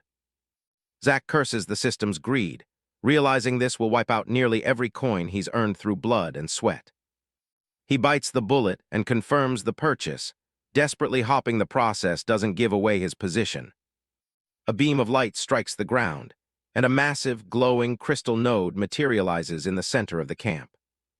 He approaches the strange monument, unsure if it's an interface or something more permanent. He gently taps the side of the pedestal with the head of his axe, triggering another prompt. The crystal flashes, and a new window pops open in his field of vision. He squints as the system informs him that he has 5 distinct class choices available. A predatory grin spreads across his face. The moment he's been working toward is finally here. The first option is Fighter, a common grade path for those proficient in basic melee combat. Next is Acolyte, another common grade choice focused on wielding the basic elements of magic. The third is Marine, an uncommon class specifically designed for naval combat at sea. Then there's Demon Hunter, an uncommon class dedicated to locating and exterminating demonic threats. Finally, he sees Hatchetman, a rare class described as the lumberjack of an endless forest of enemies. Zack takes a moment to process the list, satisfied that his options are more varied than he expected. He notes they all start at F-grade, which seems to be the baseline for everyone in this new world. The fact that they're all upgradable means this choice will define his future growth. He knows this is a massive decision, and he immediately decides to ignore the common grade Fighter and Acolyte options. In his mind, picking a common class when something rare is on the table would be a total waste. He considers Demon Hunter, but he's worried that being too specialized early on could come back to haunt him. He doesn't like the idea of being useless if he runs into anything that isn't a demon. He needs a path that will let him take on any threat the world throws at him, from bugs to monsters. Marine is an easy pass. He has no interest in getting stuck on a boat in the middle of nowhere. That leaves him with only one real choice that makes sense for his survival. He believes the system rewards those who take the biggest risks, and Hatchetman is the rare reward he's earned. He wonders if it will lock him into only using axes, but given his current gear, that doesn't seem like much of a problem. Zack chuckles to himself, realizing that choosing a rare class isn't just a smart move, it's a major perk for his survival. He grips the glowing Nexus node, feeling the raw power vibrating through the crystal and into his bandaged hands. Hatchetman, he declares firmly, his eyes burning with intensity as a brilliant flash of light signals his commitment. The system chiming in confirms his new identity, permanently binding him to the F-Rare Hatchetman class. Notifications begin to flood his vision, awarding him the titles of full of class and rarefied being, each boosting his core stats. A final notification stuns him. He's been named the world's first trailblazer, a title that grants a massive 5-point increase to every single stat. His body erupts with golden electricity, the raw energy of the stat boosts coursing through his muscles and veins. He grinds his teeth against the overwhelming sensation, feeling his physical limits being forcibly expanded by the system's power. As the system lists his across-the-board increases, Zack collapses to his knees, his body struggling to adapt to the sudden influx of power. He stays down for a moment, steam rising from his overheated skin as he pants heavily, trying to catch his breath. He looks up, one eye glowing with a predatory yellow light, as he realizes just how far ahead of the rest of the world he's managed to pull. He pulls up his status screen, eyes widening as he sees his strength stat has skyrocketed to an incredible 92. He stares at his hands in disbelief, calculating that his strength alone just jumped by 28 points in a single moment. He flexes his bandaged arm, and the resulting swell of muscle is enough to snap the air with raw, unbridled physical force. A cold, dangerous smile plays across his lips as he prepares to dive deeper into his new capabilities. He opens his class menu and is greeted by a list of powerful-looking skills, though each one is frustratingly locked behind a combat trial. Zack sighs, standing tall as the golden sparks continue to dance around him. Even with a rare class, the system isn't giving him anything for free. He tightens his grip on his axe, accepting that he'll have to kill thousands more enemies if he wants to master his new path. His silhouette stands dark against the forest, as he vows to show the invaders that there's a demon on this world far more terrifying than them. With 2 of the 5 required kills already under his belt, Zack turns his focus to the remaining heralds and their general. To the demons, this incursion isn't a tragedy, it's the opportunity of a lifetime. Sure, things almost went south thanks to that screw-up Agras, but the clan's finally putting better people in charge. Kevoran is one of those people, and he's clearly enjoying the perks of his new position. While the monsters he brought along do the dirty work of clearing out the island, he's just sitting back and watching the show. He honestly thinks there's nothing on this island that can touch him. Meanwhile, Zack is out in the woods, looking less like a threat and more like a guy just trying to get some chores done. Kevoran's busy complaining about the month of prep time they lost because of the general's tactics. He knows they need to hurry up before the other incursions across the planet start grabbing all the good stuff. But hey, sacrificing 10,000 slaves seems to have paid off in the eyes of the heavens. Kevoran's got that look on his face like he just won the lottery. His scouts just checked in with some news that makes everything worth it. Deep in the mountains, they found a massive vein of Nexus crystals. A stash like that is worth more than most people can wrap their heads around. It's more wealth than many of the clan elders have to their names. As the master of scouts, Kevoran's the guy in charge of finding this treasure. And he's got a little secret. Not every shiny thing he finds is going back to the home office. He's feeling so good he tells his subordinates to start setting up camp because he's tired of walking. He finds a scenic overlook at sunset and asks Kayla what she thinks, but she's still just trying to get used to the planet's weird weather. Gormer gets a full dining table ready, complete with cakes and a red tablecloth. Kevoran invites Kayla to join him, telling her to drop the formalities and just call him by his name. Kayla's a bit surprised he's taking a lunch break right at the start of a major invasion. Kevoran just flicks away a bug like it's beneath his notice. He claims he always makes time for the things that really matter in life. But he quickly gets annoyed when more gnats start buzzing around his fancy meal. He spent a lot of effort convincing Kayla to finally join him on this trip, and he doesn't want it ruined. When a fly lands right on the food, he snaps at Gormer to do something about the pests. He calls for Gormer again, but the silence makes him pause. Suddenly, Kayla gasps and reaches for an arrow. The vibes just did a complete 180. Out of nowhere, Zack drops in and paints the ground with the guard's blood. Kayla screams that it's a native as Kevoran jumps up, his hand glowing with energy. Kevoran screams for her to kill him, as a projectile whistles through the air. But Zack is already moving, his hand reaching for another blade to finish the job. He follows up the hit, moving way faster than any human should be able to. Kayla's arrow gets swatted out of the air like it was nothing. Kevorin draws a massive black sword and prepares to end this bug once and for all. The impact between the sword and Zack's axe sends blue sparks flying everywhere. Metal grinds against metal as they lock eyes in the middle of the chaos. Kevorin just smirks, seemingly amused that there are actually humans on this planet worth fighting. He talks big about squashing them like all the other insects that infest this planet. But Zack is pushing back hard, even as dark energy starts swirling around them. Gormer watches in shock as the native actually holds his own against Kevorin. The two demons lunged at him, trying to overwhelm him with numbers, but Zack managed to leap out of harm's way just in time. Zack wasted no time, delivering a devastating punch that sent Gormer meeting his ancestors in a heartbeat. The impact was so massive it sounded like the demon's armor was about to shatter into pieces. He's sent skidding back across the ground from the sheer force of the rebound. The air itself seems to crack as the magical feedback from the demon's armor explodes. Gormer slammed into the ground in agony, the impact knocking the wind out of him and causing him to black out instantly.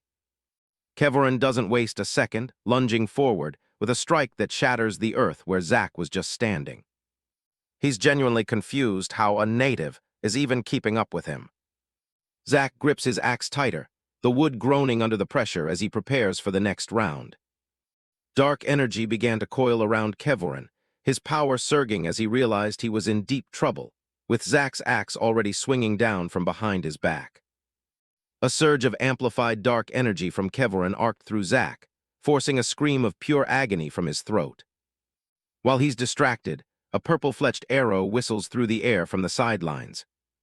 The arrow finds its mark, burying itself deep in Zack's shoulder. He's gasping for air, the combination of the shock and the wound starting to take its toll. Kevorin towers over him, his blade raised high for the killing blow. Zack looks up, his eyes widening as he realizes just how much trouble he's in. But he manages to get his own blade up just in time, sparks flying as the two weapons lock. Kevorin can't believe it. This world was only integrated a month ago, so how is this guy this strong? Zack reaches out, his hand lunging for the demon's throat. He gets a grip on Kevorin's head, the demon letting out a strangled cry. Zack's hand is a vice, his raw strength shocking the noble scout. He swings his axe in a wide arc, aiming to end the fight right here.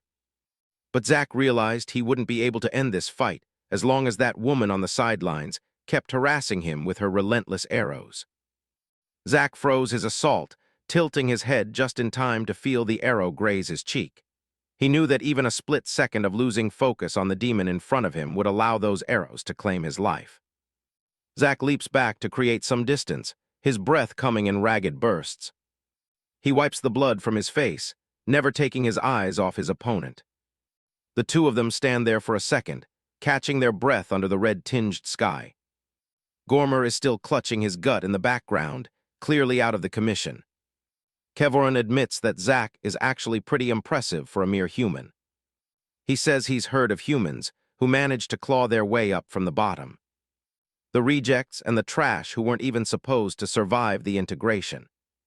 Those who were deemed too weak to even begin the path of cultivation. Small and insignificant, like the gnats Kevorin hates so much. A broken axe lies abandoned in the dirt, a reminder of the many who didn't make it. Kevorin explains that people like Zack are ones who fight until the heavens themselves have no choice but to acknowledge them. Zack stands there, surrounded by the system's prompts, the first human to truly push back. They call them defiers, individuals who spit in the face of fate. And apparently, Zack has more potential than most of them. Kevorin says it's almost a shame that someone like Zack has to die here. But since Zack is defying him, he has no choice but to bring down the hammer. He swings his massive blade in a horizontal arc, forcing Zack to duck for his life. Zack skids across the rocky ground, trying to stay out of reach of that dark energy.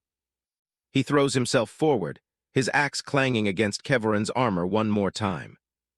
Zack grinds his teeth, knowing that one more mistake will be his last.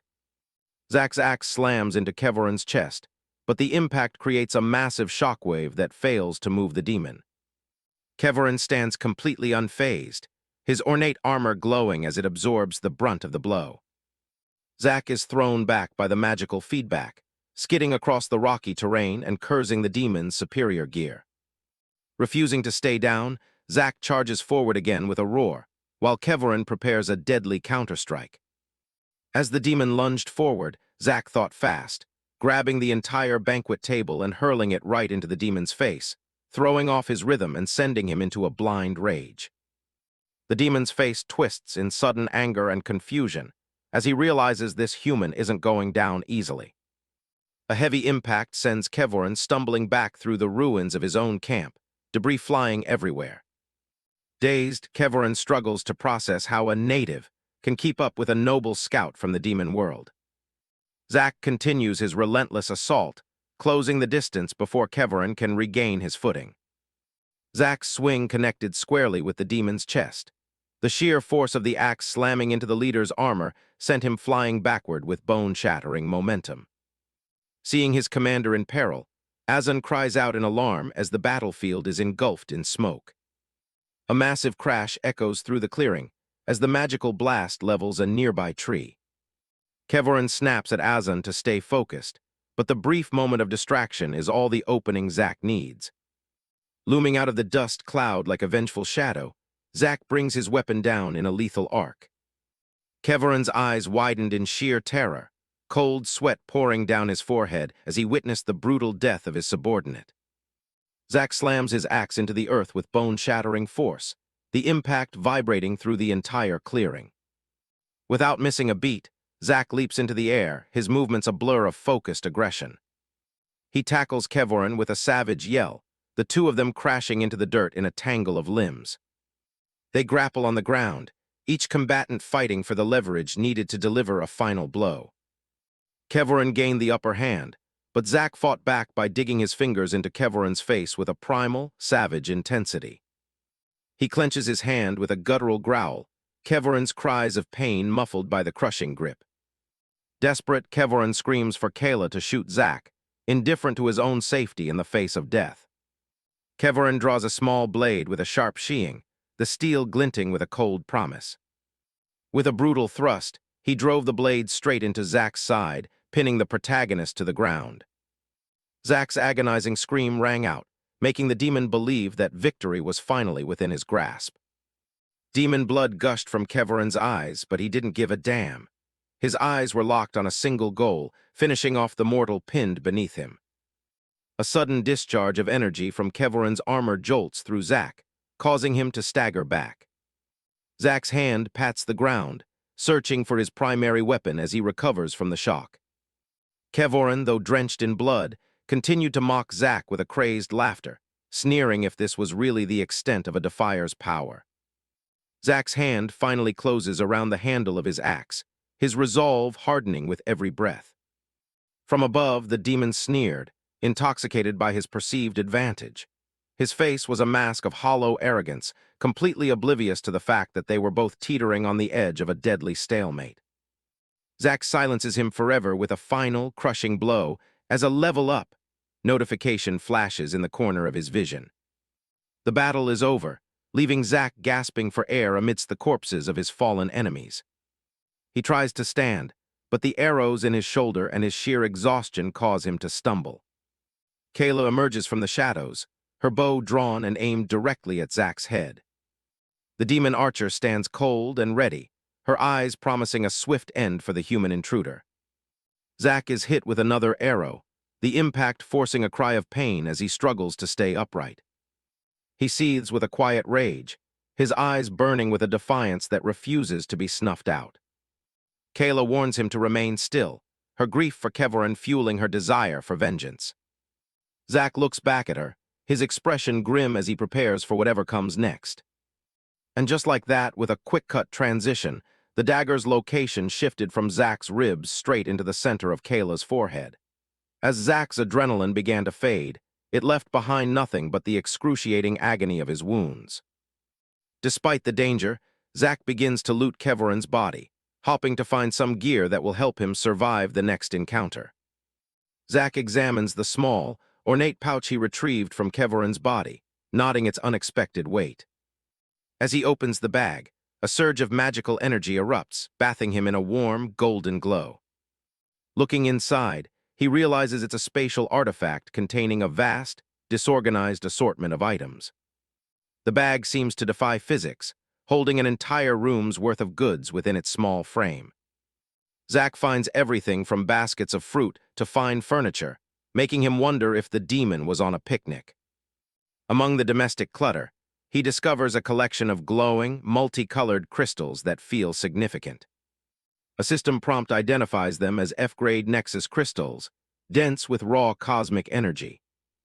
The interface explains that these crystals are essential for leveling up and recuperating after a battle.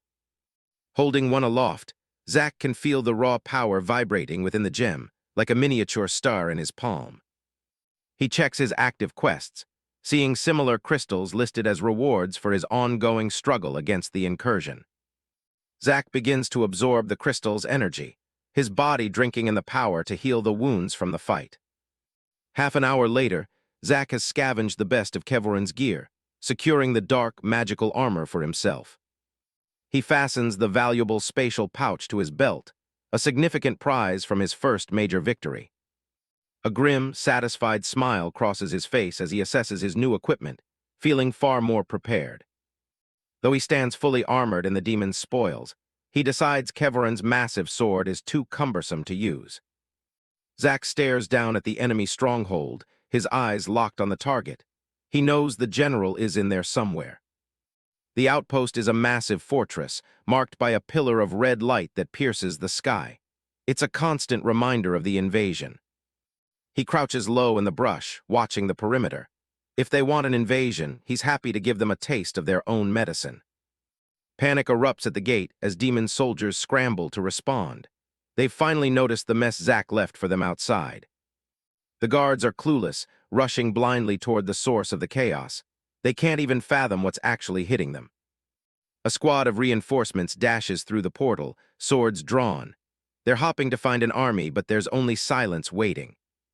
The lead soldier skids to a halt, his bravado instantly evaporating.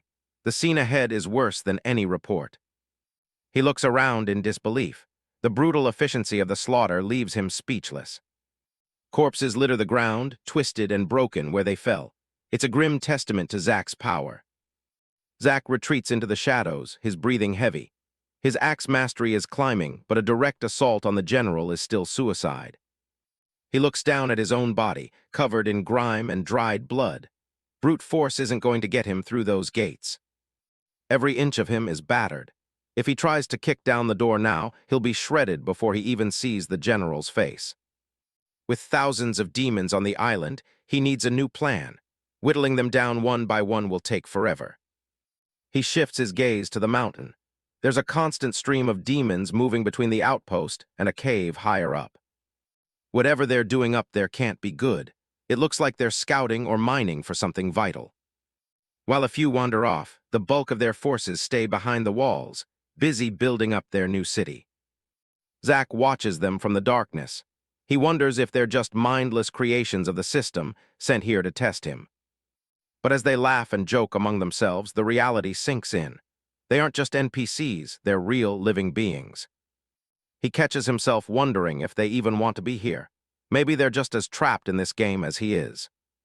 His eyes harden as he pushes those thoughts aside. It doesn't matter who they are or what they feel. They are on his island, desecrating his home. Sympathy has no place in a war for survival. The only way he's going to talk to these invaders is through the edge of his axe. That's the only diplomacy they'll understand. He leans against a tree, steadying himself. He still has a family to find and a world to reclaim. If he has to become a monster to save his people, so be it. He's already crossed that line. He decides to shift targets. Hunting down the remaining heralds will weaken the general's grip before the final showdown. Once they're dead, he'll come back for the head of the invasion. He turns and disappears into the woods. Tracking them down isn't easy. He spends days traversing the island, checking every corner and high point. He continues his grim work, his axe mastery slowly ticking upward with every kill, nearly 200 down. His hunt takes him to the jagged coast, where he slaughters everything in his path.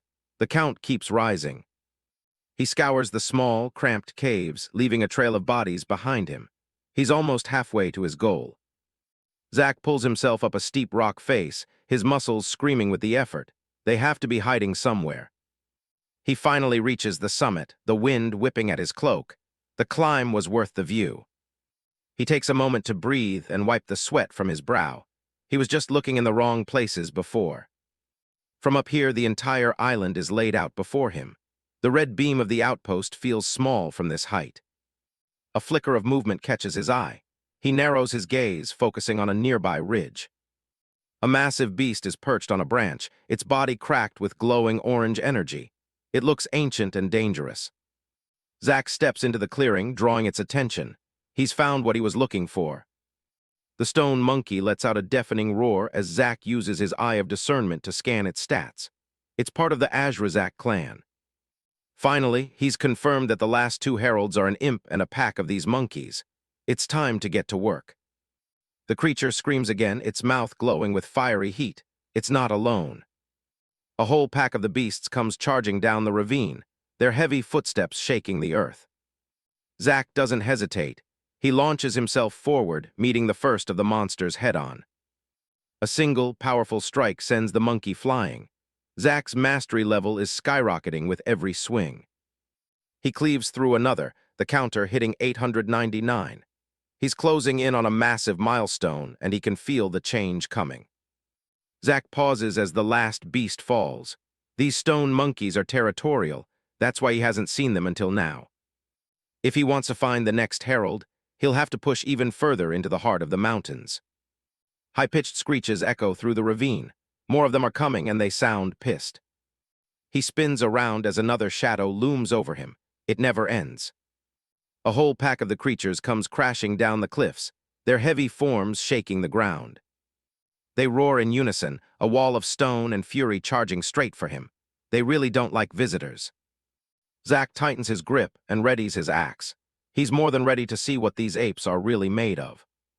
He's been fighting non-stop since the system arrived, trapped in a cycle of blood and steel. He tears through the first wave, the counter ticking past 900.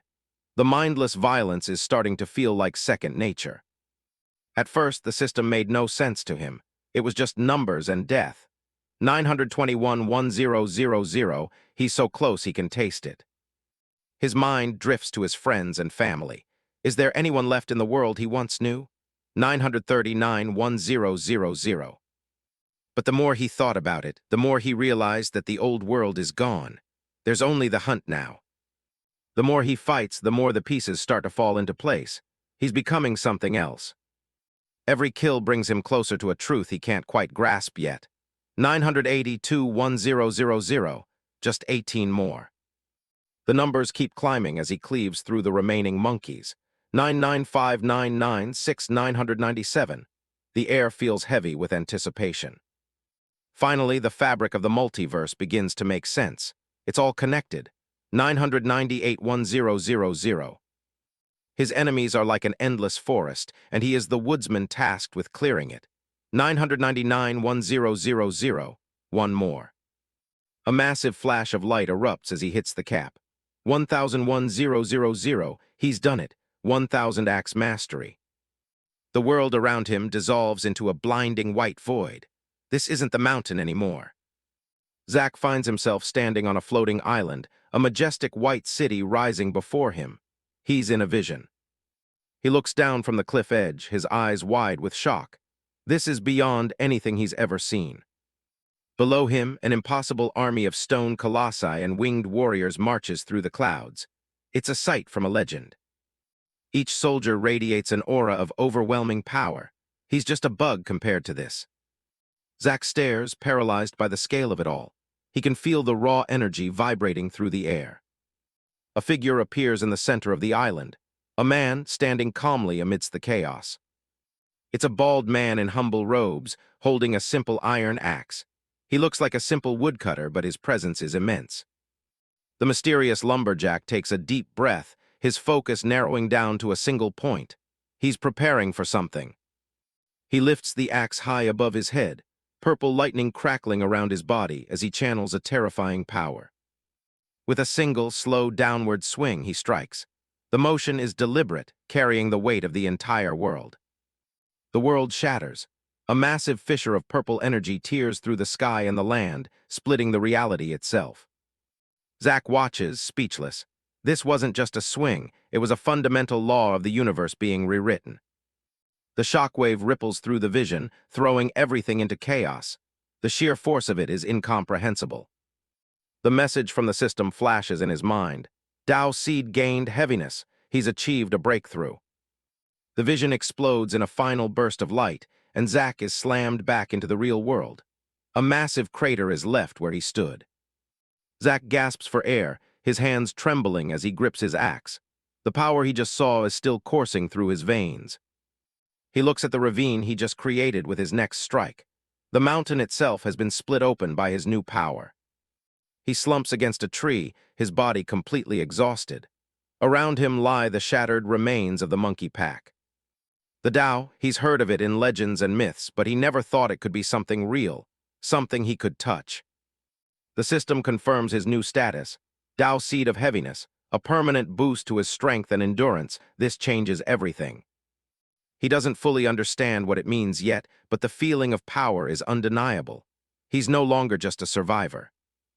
Zack grips his axe, the energy of his breakthrough pulsing through his arms. It feels like he's finally glimpsed a fundamental truth of the multiverse. In his mind's eye, he sees the mysterious lumberjack again. The weight behind that man's attacks was something transcendental. He realizes his previous technique was flawed.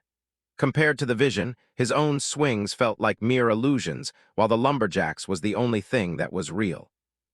Zack centers himself, trying to channel that same essence. He needs to feel the absolute heaviness behind the swing. He focuses every ounce of his new understanding, imbuing the concept into his next attack. With a thunderous crack, a massive fissure tears through the earth, obliterating the stone monkeys in its path. The sheer force is terrifying. Zack stands over the carnage, gasping for breath. Despite the power of that strike, he knows he's only scratched the surface. The man in the vision had something even greater. The memory of the lumberjack's strike splitting the world lingers. There was a depth to it that he still can't grasp. Zack looks at his reflection in the axe blade, his eyes filled with a new, burning ambition. Can he ever reach that level of strength? The mysterious lumberjack remains a silent, stoic goal in his mind, a benchmark for what is possible. A system message appears, bearing a title that stops him cold. Child of Tao, third in the world to attain enlightenment and create a Tao seed. Zack's eyes widen as the word sinks in. Third, he isn't the first, there are others ahead of him. He thinks of the world beyond his island. The tutorial ended for everyone else a month ago. Out there, the muscular survivor and others are likely fighting their own battles. He wonders how many natural geniuses, like the blonde survivor, are perfectly suited for this new world of cultivation. Our government's already rebuilding, our organized groups already claiming territory while he's stuck here alone. The thought gnaws at him.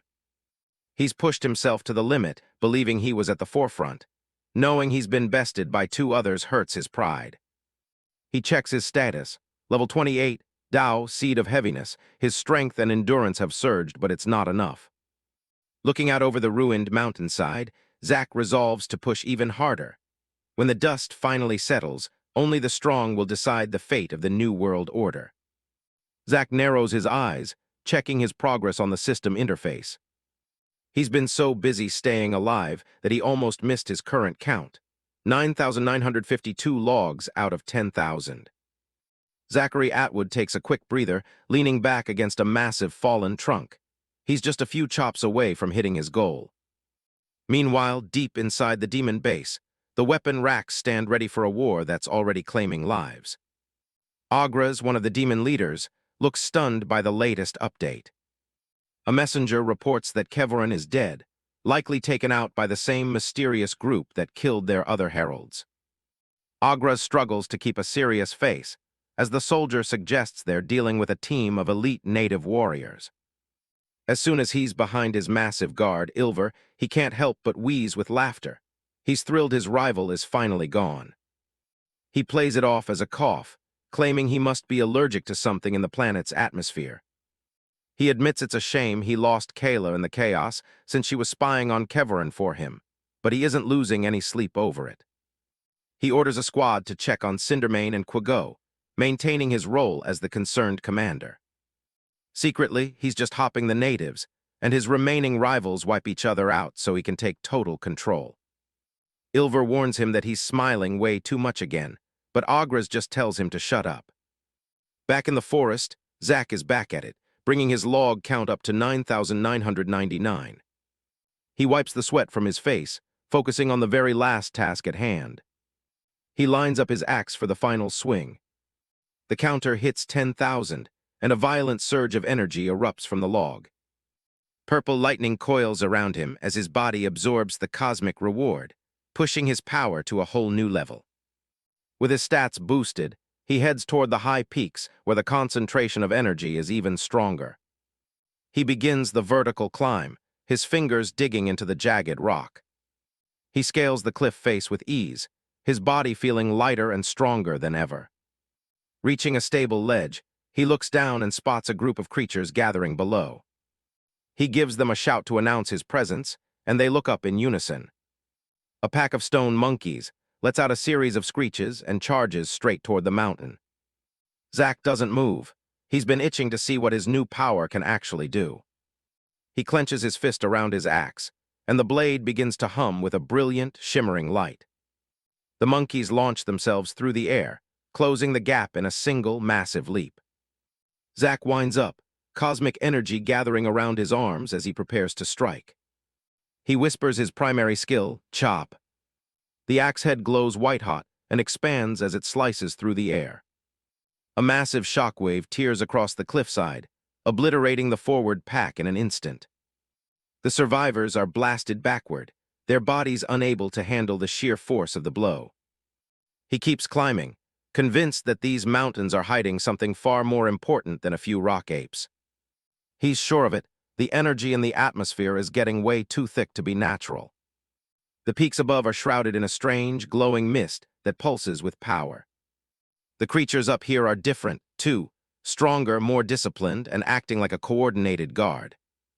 Watching from the rocks, he realizes these monkeys remind him of the humanoid demons he's already faced. They move in tight, organized packs, patrolling the area with purpose. Each group seems to have a larger commander leading them through the terrain. He continues his sweep, leaving a trail of shattered stone in his wake. Even these elite squads can't stop him now.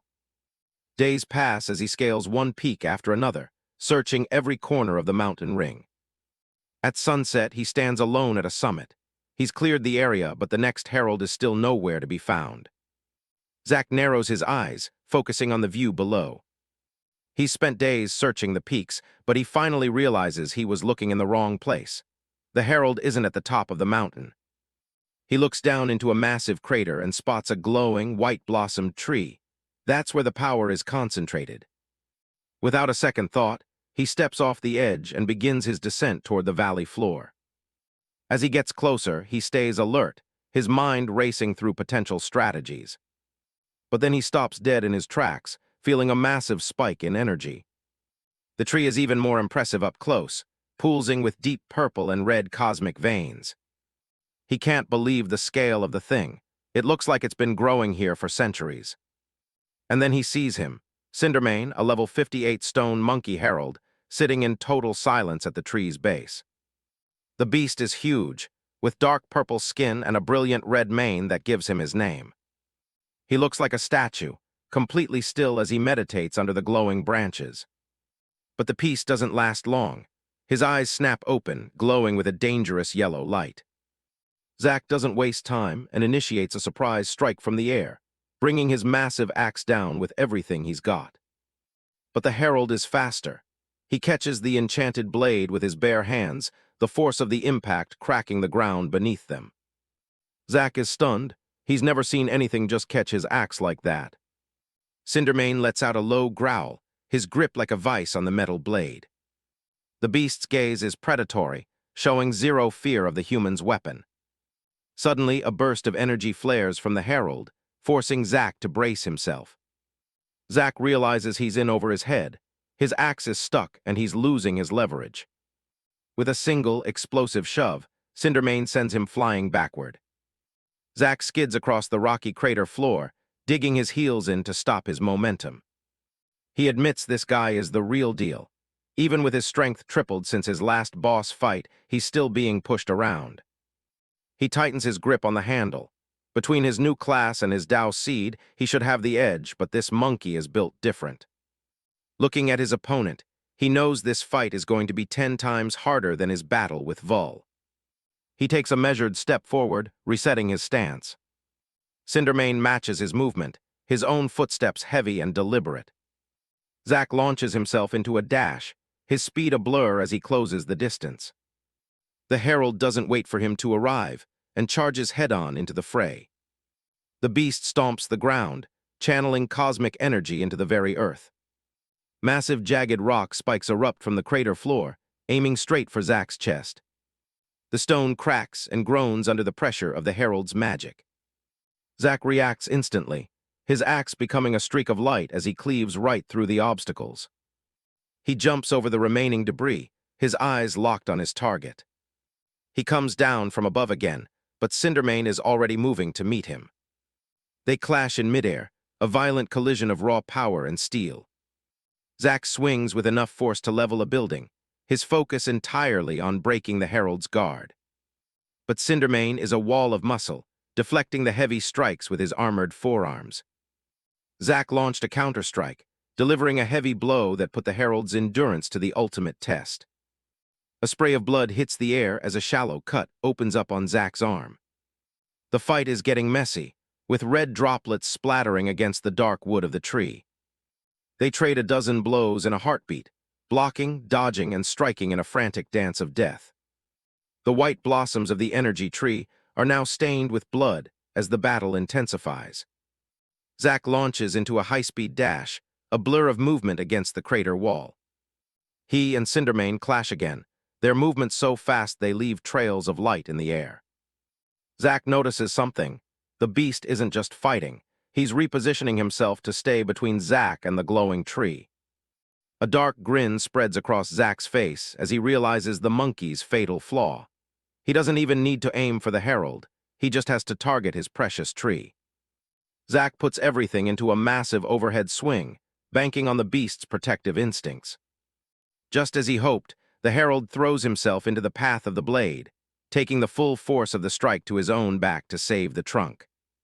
Zack leans into the blow, his eyes glowing with a predatory intensity. He mocks the beast's desperation, thrilled that his gamble to force a direct hit worked perfectly. The axe bites deep into the Herald's flesh, drawing a pained, guttural scream that echoes through the valley.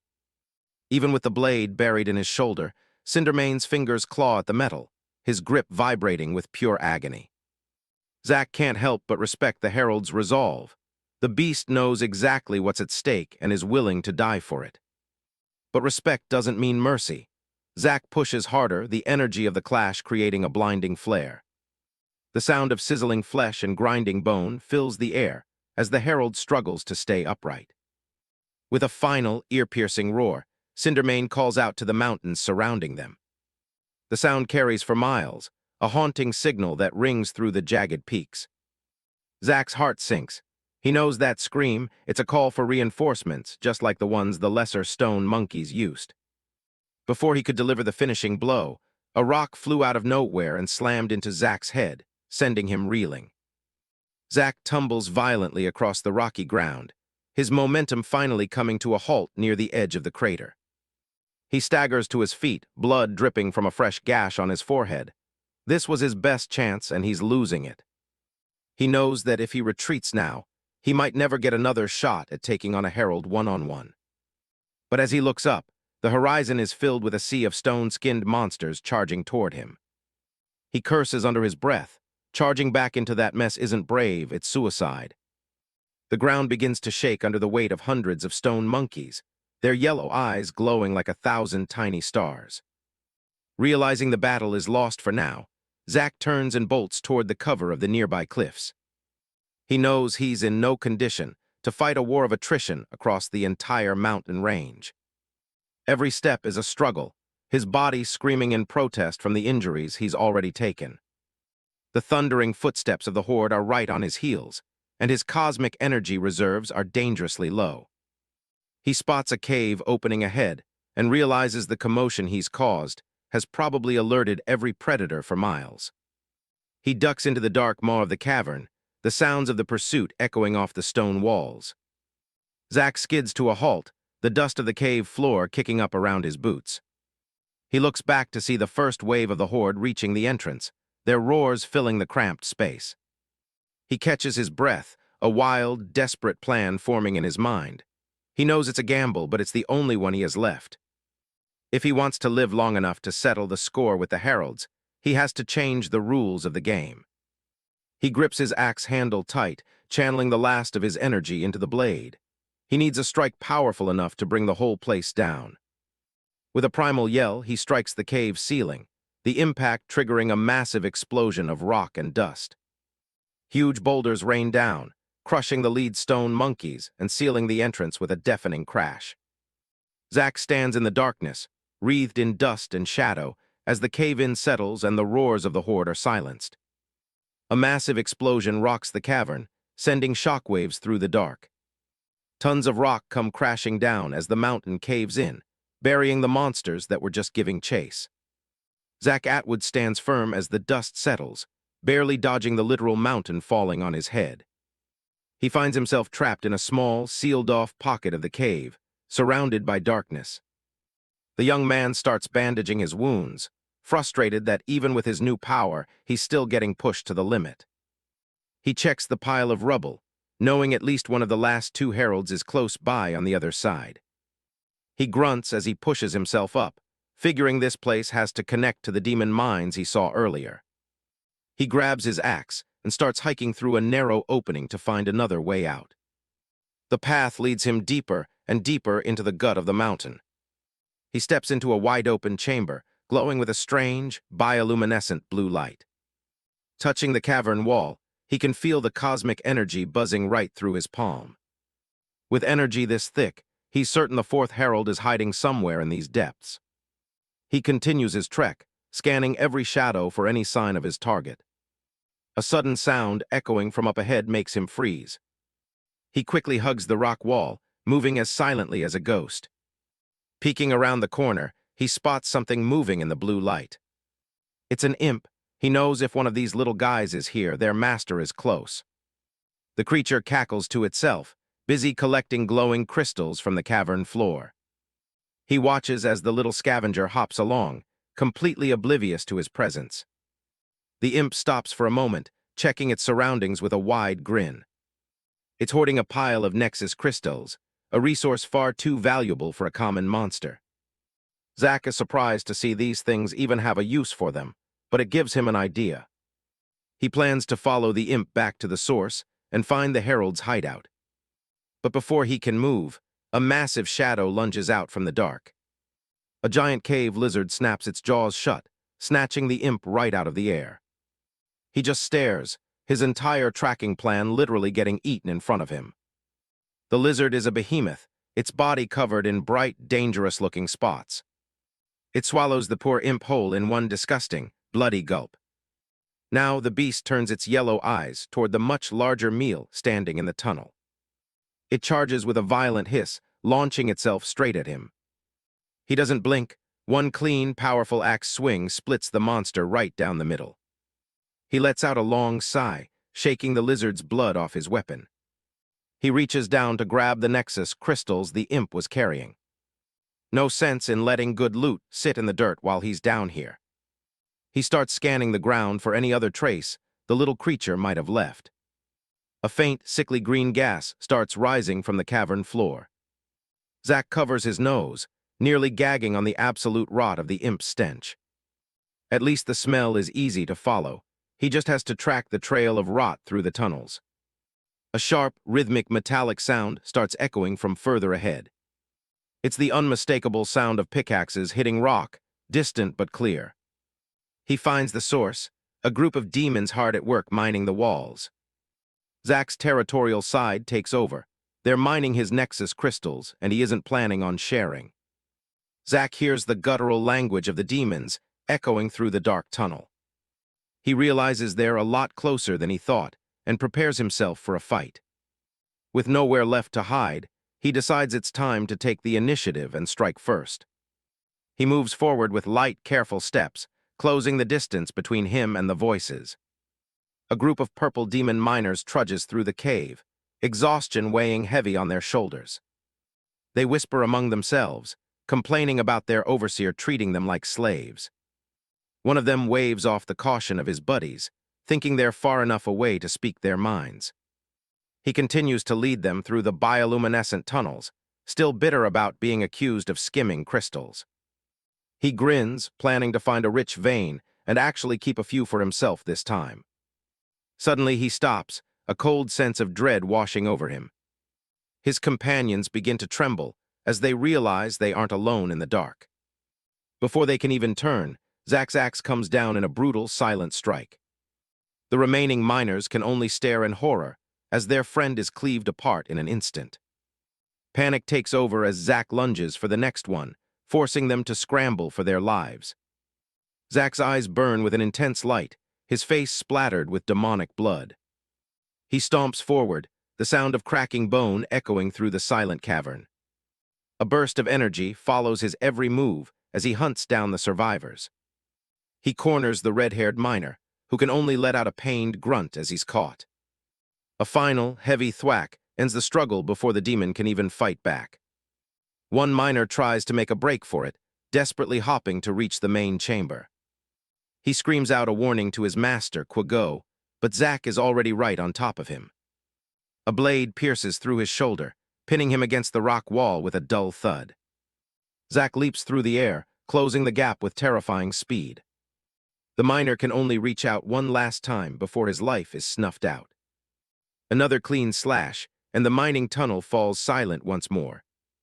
Zack lands in a puddle of blood, his boots making a soft splash in the absolute quiet. He exhales slowly, knowing that was a close call for his stealth operation. He checks the area, hoping he took them out fast enough to avoid sounding the alarm. He moves toward the light, his expression hardening as he approaches his goal. As he peeks into the next cavern, he realizes he's just stumbled into the heart of the enemy's operation. The chamber is massive, filled with imps and elite guards gathered around a glowing, toxic cauldron. Xerez and the Shield Demon Knight immediately spot the intruder, shocked to see a human has made it this far. The multi-eyed imps scurry around the bubbling pot, their faces twisting in confusion. Quago, the level 44 herald, rises from his robes, his 4 eyes fixing on Zack with murderous intent. Zack doesn't back down. He walks right into the center of the room, ready to end the incursion. The herald lets out a piercing scream, unleashing a torrent of purple energy. A massive blast of flames roars through the cave, turning the air into a literal oven. Zack slides across the stone floor, narrowly avoiding the brunt of the magical fire. He doesn't wait for a second attack, he dashes straight into the fray. His axe connects with the Shield Demon Knight's massive plate, sending sparks flying with a loud clang. He puts his full weight into the strike, the heavy metal shield starting to groan under the pressure. His eyes gleam with absolute focus, searching for the one opening he needs to finish this fight. Zack narrowly avoids a swift strike as Xerez moves in for the kill. Quago shrieks for his assassin to finish the job, his 4 eyes wide with desperation. Zack doesn't hesitate, catching Xerez off guard and driving a blade home to remove the threat. Distraught by the loss of his guard, the herald screams and unleashes a violent wave of purple energy. Zack turns just in time to see the cavern fill with the herald's volatile power. He leaps high into the air, using the Shield Demon Knight's massive frame as a springboard. The purple fire roars around him, threatening to consume him as he hangs in the air. He lands with a heavy thud, his mind racing as he realizes this isn't just ordinary fire. He watches Quago carefully, realizing the herald relies on distance just like the lesser imps. If he wants to win, He has to bridge the gap and force the demon into close-quarters combat. He dives through the flames, the heat crackling against his skin as he pushes forward. With a roar, Zack leaps toward the Herald, his axe ready to deliver a finishing blow. The energy clash is blinding, sending out a massive shockwave that rattles the cavern walls. Zack sprints through the thick, swirling smoke, searching for any opening in the Herald's defense. He realizes the Herald is desperate enough to burn everything down, including itself. His eyes land on the green, bubbling cauldron, the toxic fumes making his head spin. Quago isn't finished yet, swinging his staff to unleash another concentrated blast. The explosion rocks the ground near Zack, sending debris flying in every direction. Zack pivots quickly, his movements becoming a blur as he evades the bombardment. Another boom echoes through the chamber as the Herald's power continues to erupt. Zack grits his teeth, realizing he's been backed into a corner with no easy way out. He faces Quago head-on, the Herald hovering over the cauldron like a twisted priest. The demon grins, his multi-eyed face twisting in a confident, chilling cackle. He unleashes a final, massive beam of purple flame intended to incinerate Zack where he stands. Quago's grin falters as he sees a golden glow emerging from the center of the inferno. Zack charges straight through the fire, the energy from his armor forming a protective barrier. He remembers the previous owner of this breastplate and the brutal battle it took to claim it. The armor possesses a unique ability designed to block and redirect powerful attacks. He realizes that the same defensive mechanism works just as well against magical flames. He erupts from the smoke like a shining meteor, his axe held high above his head. He descends with crushing force, his impact shattering the ground and sending up a cloud of dust. Zack stands tall, his hair completely singed away by the heat, but his resolve remains unbroken. He coughs violently, blood trickling from his mouth as his body feels the strain of the blast. The thick, acrid smoke continues to fill the air, stinging his eyes and lungs. He realizes the cauldron's fumes are starting to affect his focus and coordination. He sees the Herald preparing to flee, attempting to fly into the darker recesses of the cave. Zack tightens his grip on his axe, refusing to let his target escape after coming this far. With a final, primal scream, he launches himself forward in one last desperate charge. He channels every remaining ounce of his energy into a single, devastating swing. He glares at the retreating demon, his eyes glowing with an unyielding, golden light. The axe sweeps through the air with a sudden, sharp snap that breaks the sound barrier. The blade bites deep, slicing through the Herald with a clean, lethal efficiency. The Herald's body hits the floor with a wet thud, and a system notification confirms another level gained for Zack. Zack drops to one knee, coughing violently as the toxic green fumes from the cauldron sear his lungs and a quest update flickers in his vision. Surrounded by the mocking cackles of lesser imps, he realizes he needs to escape the chamber before the smoke finishes what the Herald couldn't. He tries to cover his face, but the acrid air is inescapable, clouding his vision and rapidly draining his strength.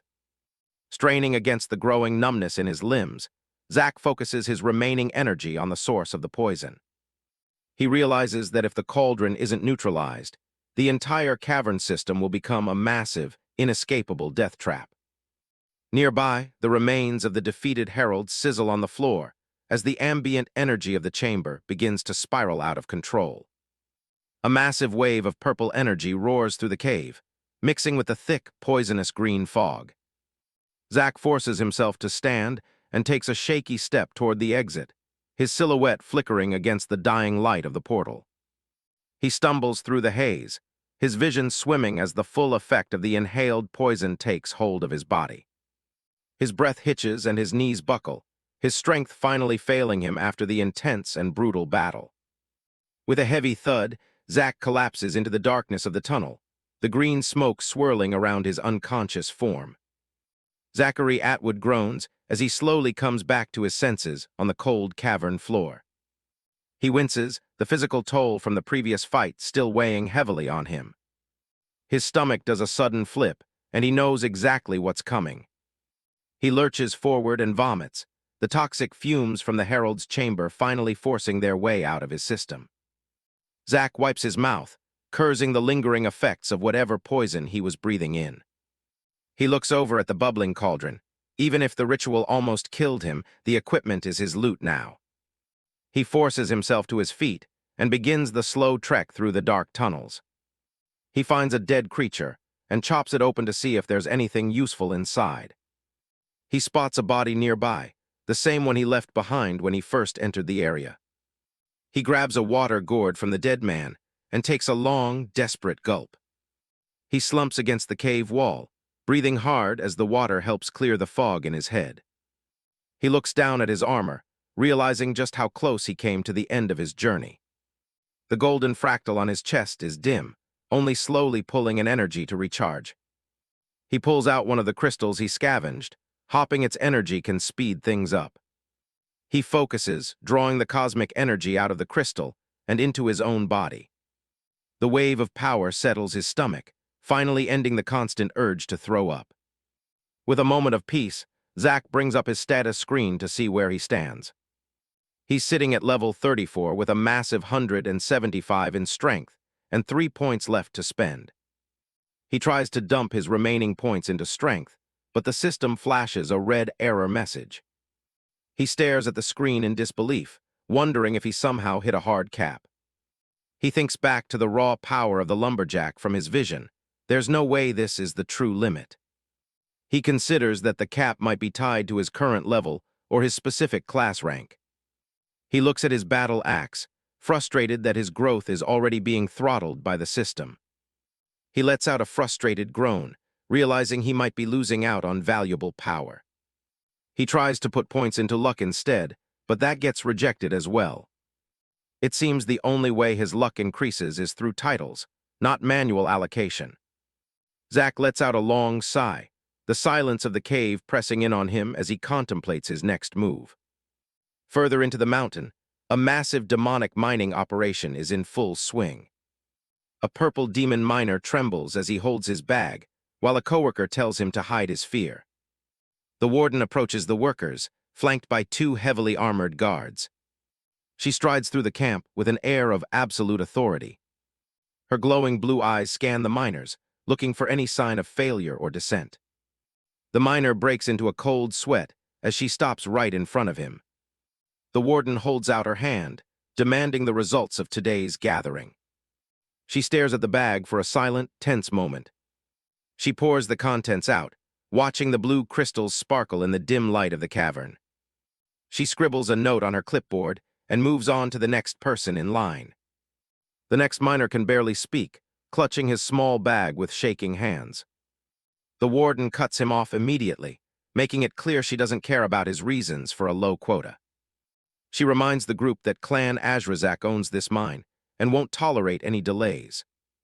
She looms over the terrified man, questioning his loyalty to the clan. She lifts his chin with the tip of her quill, her voice dropping to a dangerous whisper as she calls him a traitor. The purple demon miner grovels in the dirt, begging for just one more chance. The guard isn't interested in excuses. He's under orders to make an example of any traitors. He draws his heavy blade, ready to carry out the execution right there in the dirt. A sudden sound catches his eye, stopping him just as he's about to swing. High above the mining floor, Zack watches the scene unfold with his axe at the ready. Suddenly, the camp erupts in chaos as a guard shouts that they're under attack. Massive blue salamanders burst from the shadows, hissing and snapping at anything that moves. The miners scatter in terror, desperately trying to get back on their feet and escape the carnage. The demon soldiers swing their blades, struggling to hold back the sudden wave of monsters. Watching from his perch, Zack realizes the timing of this distraction couldn't be better. He eyes the woman in the red dress, deducing that she's the one running the show down here. More importantly, he spots a bag at her waist that's likely filled to the brim with Nexus crystals. He lets out a dark grin, deciding the salamanders could use a little help from a professional. A demon soldier is caught completely off guard as Zack drops from the ceiling like a stone. A rock strikes the goblin's head directly as he is about to swing his blade down at the iguana. Zack lands amidst the rubble, declaring that it's finally time to get rich. He doesn't waste a single second, leaping forward into the thick of the mining camp. He hits the ground with a crunch, ready to tear through anyone standing in his way. The warden's face twists in rage, as she realizes they have an intruder in the mines. She orders her men to ignore the salamanders and focus everything on killing the intruder. One of the armored soldiers dashes toward him, blade raised for a killing strike. Zack just twirls his massive axe, tracking the demon's movements with cold, calculating eyes. A single, brutal swing shears through the soldier's heavy armor like it's made of paper. The demon collapses to the floor, screaming in agony as he clutches the stump of his missing arm. Fed up with the incompetence of her troops, the warden decides to handle Zack herself. She unleashes her power, and the ground begins to rumble and crack beneath Zack's feet. Zack channels his energy into his axe, bracing himself for whatever magical attack is coming. A massive explosion of energy erupts, clashing with the green vines rising from the floor. He slices through the first wave of magic, but the warden's power is relentless. She bares her fangs, her eyes glowing with a feral light as she pushes her magic to the limit. Zack swings for a direct hit, but a shimmering green barrier blocks his path at the last second. He realizes with a start that she's using the same type of reflective ability as his own armor. The shield doesn't just block, it absorbs the force and sends it right back at the attacker. He's forced on the defensive, struggling to manage the violent recoil of his own immense strength. Green vines snake out from the earth, wrapping tightly around his legs to pin him in place. He tries to power through, but he can't block her strikes without taking the hit from his own blowback. Taking advantage of his distraction, a soldier lunges from the side and sinks a blade into his side. Zack grunts in pain, his teeth bared as he feels the cold steel bite deep into his flesh. He lets out a roar and shatters the bindings, forcing the nearby demon to scramble back. But the vines are relentless, growing faster than even he can cut them down. Within seconds, the thick green growth swarms over him, pinning his arms to his sides. The warden mocks him, calling him a thieving rat as she closes in to finish him off. Zack struggles against the tight grip of the vines, but the warden looks down on him with cold contempt. She sneers, her eyes glowing with malicious intent, as she mentions that Agras will enjoy dealing with such a high-level elite. Zack's expression hardens, his eyes flashing with a dangerous light as he prepares to push his body past its limits. The warden remains confident, taunting him that he's already trapped and stands no chance of reaching her. With a sudden surge of raw power, Zack shatters the bindings and lunges forward with a feral roar. He moves with blinding speed, a streak of lightning-charged energy aimed directly at the nearest guard. The demon soldier barely has time to gasp before Zack's axe carves through him, sending a spray of dark blood across the cavern. The warden watches in horror, unable to comprehend how a mere human could possess such monstrous strength. Zack doesn't slow down, slamming into the ground and unleashing a shockwave of force that rocks the entire mine. She realizes with a jolt of fear that his power might actually be on par with their own general. Her arrogance is gone, replaced by a desperate realization that Zack is a threat that cannot be allowed to survive. She grits her teeth, her silver hair whipping around her as she prepares one final, desperate magical assault. A massive explosion of light and sound fills the cavern as Zack's axe claps against her defensive barrier. The warden's eyes go wide with shock as she realizes her magic isn't enough to hold back his primal fury. The impact is cataclysmic, a blinding flare of energy that levels everything in the immediate vicinity. When the dust finally settles, Zack stands alone amidst the wreckage, his chest heaving as he catches his breath. He knows his cover is completely blown now. Every demon in these tunnels will be hunting for him soon. But he isn't bothered by the lack of stealth. He's never been the type to skulk in the shadows for long. He decides to stop worrying about the subordinates and focus entirely on hunting down the final herald. Despite the wounds and the exhaustion, he can't help but feel that things are starting to look up. He reaches into the heavy bag he snatched from the warden, the faint jingle of crystals music to his ears. He pulls out a handful of shimmering nexus crystals, a wide grin spreading across his face as he realizes he's just hit the jackpot. He notices that while the warden didn't survive the blast, her enchanted red dress is still remarkably intact.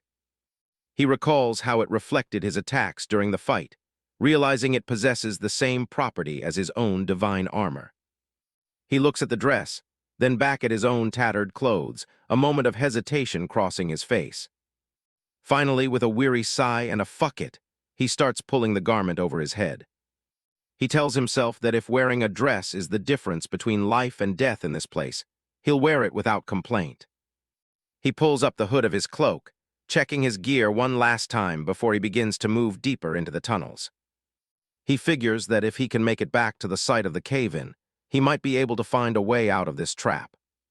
He hopes the monkeys have dispersed by now, though he knows better than to count on luck.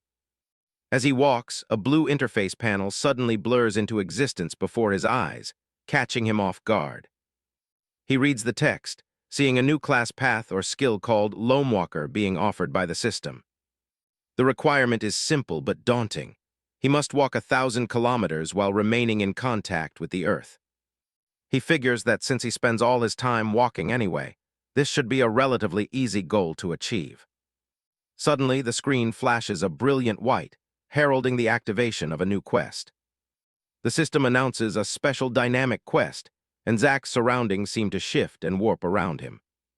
A vision begins to take hold, a swirling vortex of energy that pulls his mind away from the dark mining tunnels. The words ascension and struggle for supremacy burn into his consciousness, accompanied by the image of a lone tree. In the center of the vision stands a magnificent, glowing tree, its branches laden with fruit that radiates pure power. One of the fruits begins to drift toward him, and Zack realizes he's seeing a glimpse of something ancient and divine. He snaps back to reality, his heart pounding in his chest as he tries to process what he just saw. He looks up and sees Cindermane, the massive blue-marked ape, standing before the glowing tree, and he knows that fruit belongs to him. Deep within the demonic headquarters, a high-ranking officer known only as the General clenches his fists in a silent, seething rage. His eyes glow with a cold, analytical light, as he realizes that the ape Cindermane has been playing a long game, waiting for the fruits of the Tree of Ascension to ripen. He looks at the reports of the mountain peaks, where a sinister red light marks the spot of the creature's betrayal. He remembers Cindermane as a mere tool of his clan, a massive beast bound by blue markings, and cannot fathom how it broke their mental shackles. He realizes with bitter clarity that they should have used more forceful methods to extract information from the beast before it was too late. The General clutches his head and groans in frustration, the full scope of the disaster beginning to set in. A sudden explosion of crackling blue energy surrounds him, reflecting his intent to personally crush any who dare to defy his authority. He turns to his aide, barking an order to assemble the regiments and prepare for an immediate assault on the mountain. His cousin, a stern demon named Rydell, asks if he has seen the latest proclamation from the ruthless heavens regarding the world's status. The General remains focused on the task at hand, coldly reminding Rydell that on this battlefield, his rank takes precedence over their family ties. Rydell leans back, mocking his cousin for the irony of it all. The beast hordes the General championed have finally turned against them. He lets out a sharp grin, wondering exactly how the clan elders will react when the news reaches them. The General snaps at him to stay in his lane, but Rydell isn't fazed. He's already decided to lead the armies himself to clean up the mess. Rydell chuckles, dismissively telling the General that he won't be the one fixing anything today. He leans over the desk, his eyes practically glowing with arrogance. The General slams his fist down, asking if Rydell is actually planning a revolt against the clan's laws. He reminds his cousin that he was officially appointed by the elders to lead this incursion, and questioning that means facing their grandfather's wrath. Rydell's expression doesn't change, as he reveals that the old man is already fully aware. It turns out the elders came to an agreement with the Patriarch behind closed doors. They felt the General was far too untested for such a critical mission. To ensure nothing goes wrong, the Patriarch signed a decree transferring all military authority over to Rydell. Rydell casually snatches a scroll from the table and tosses it toward his cousin. The general grips the paper, staring at the orders in disbelief. He can't believe his own grandfather would pull the rug out from under him like this. Rydell stands triumphantly, mockingly suggesting the general stay safe in his castle while the real warriors handle things. He's even ordered some of his personal guards to stay behind and keep a close eye on the general. Rydell turns to head out, letting his cousin know he's got a special fruit to fetch. A sharp glare follows the general as he leaves the library to start his hunt. Miles away, Zack stares at a new notification, trying to keep a level head after the vision he just had. The system just dropped a new quest, Ascension. He's got 12 hours to grab the fruit before time runs out. The mission is clear. He has to fight for supremacy if he wants to win. By broadcasting the location to everyone, it's obvious the system is just looking for a bloodbath. Demons and monkeys are supposed to be on the same side, but neither is going to just hand over a prize like this. Zack weighs his odds, wondering if he should even bother stepping into such a mess. It definitely sounds like a suicide mission. But the prize is right there, the glowing tree in the center of the valley. If the fruit is powerful enough for its own quest, it's worth the gamble. He can't let a power boost like that fall into the hands of the demons. He grips his axe. This fruit has to be his. With 12 hours left until it ripens, there's no point in rushing in head first. The stone monkeys are already screaming for war. And the demon army is already on the move, marching straight for the prize. Getting there too early would just turn him into a sitting duck in a massive war zone. The plan is simple. Sneak in at the last minute, kill the herald, and snatch the fruit. If he's lucky, he might even get a shot at the general himself. He takes a breath. This is a total all-or-nothing move. Failure isn't just losing a fruit, it's making his whole mission impossible. He cracks a smirk. He better just not fail then. Rain pours down as Zack scales the jagged cliffs overlooking the valley. He looks down at the absolute chaos unfolding below. The battle is already in full swing, with stone and steel clashing in the mud. Demon blades tear into the charging stone monkeys. War rages across the valley floor, right at the base of the glowing tree. From his perch, Zack watches the demons push through the rocky defense. The demons clearly have the edge, trading one of their own for 3 monkeys. But he knows it's early. The tide could shift at any moment. Spellfire lights up the rain as demon mages zap anything that moves. The monkeys are brutal, though, crushing any soldier that gets too close. They have the home turf advantage, and they're making the demons pay for every inch. Zack watches the carnage. This kind of chaos is exactly what he needs to slip through. Suddenly, a blur of silver catches his eye. It's the general, moving like a ghost as he carves a path through the monkeys. Zack grins. He's glad to see the general busy and far away from his fortress. It's time to move. He takes a leap off the rock. He lands hard on the wet ground and keeps his momentum going. He stays low, sprinting through the trees to avoid being spotted. To the soldiers nearby, he's just another demon in a red dress running past. One of them catches a glimpse and barks out a confused question in their tongue. Zack plays it cool, giving a short nod and mumbling some nonsense to try and pass as a demon. The patrol doesn't look convinced, staring him down with a lot of suspicion. He keeps his head down and keeps moving, hoping they'll just let it go. It's no use. The red-haired demon speaks up. She's realized he's a human. An arrow whistles through the rain, aimed right for his back. Zack reacts instantly, swatting the projectiles out of the air with a blur of his hand. He stops and looks back. They really should have just kept walking. Lightning crackles around his axe as he charges in to end this quickly. He leaps into the air, bringing his weapon down on the first soldier to step up. The impact is brutal, his glowing axe carving right through the demon's armor. The archer stands frozen in shock as his squad gets dismantled in seconds. With a massive sweep, Zack unleashes a wave of energy that wipes out the rest of the group. He stands over the bodies for a second. He warned them. The timer is down to 19 minutes. He sprints through the rain, knowing he needs to conserve his energy. Every fight is a risk, and he doesn't want to gain any more experience until he's actually eaten the fruit.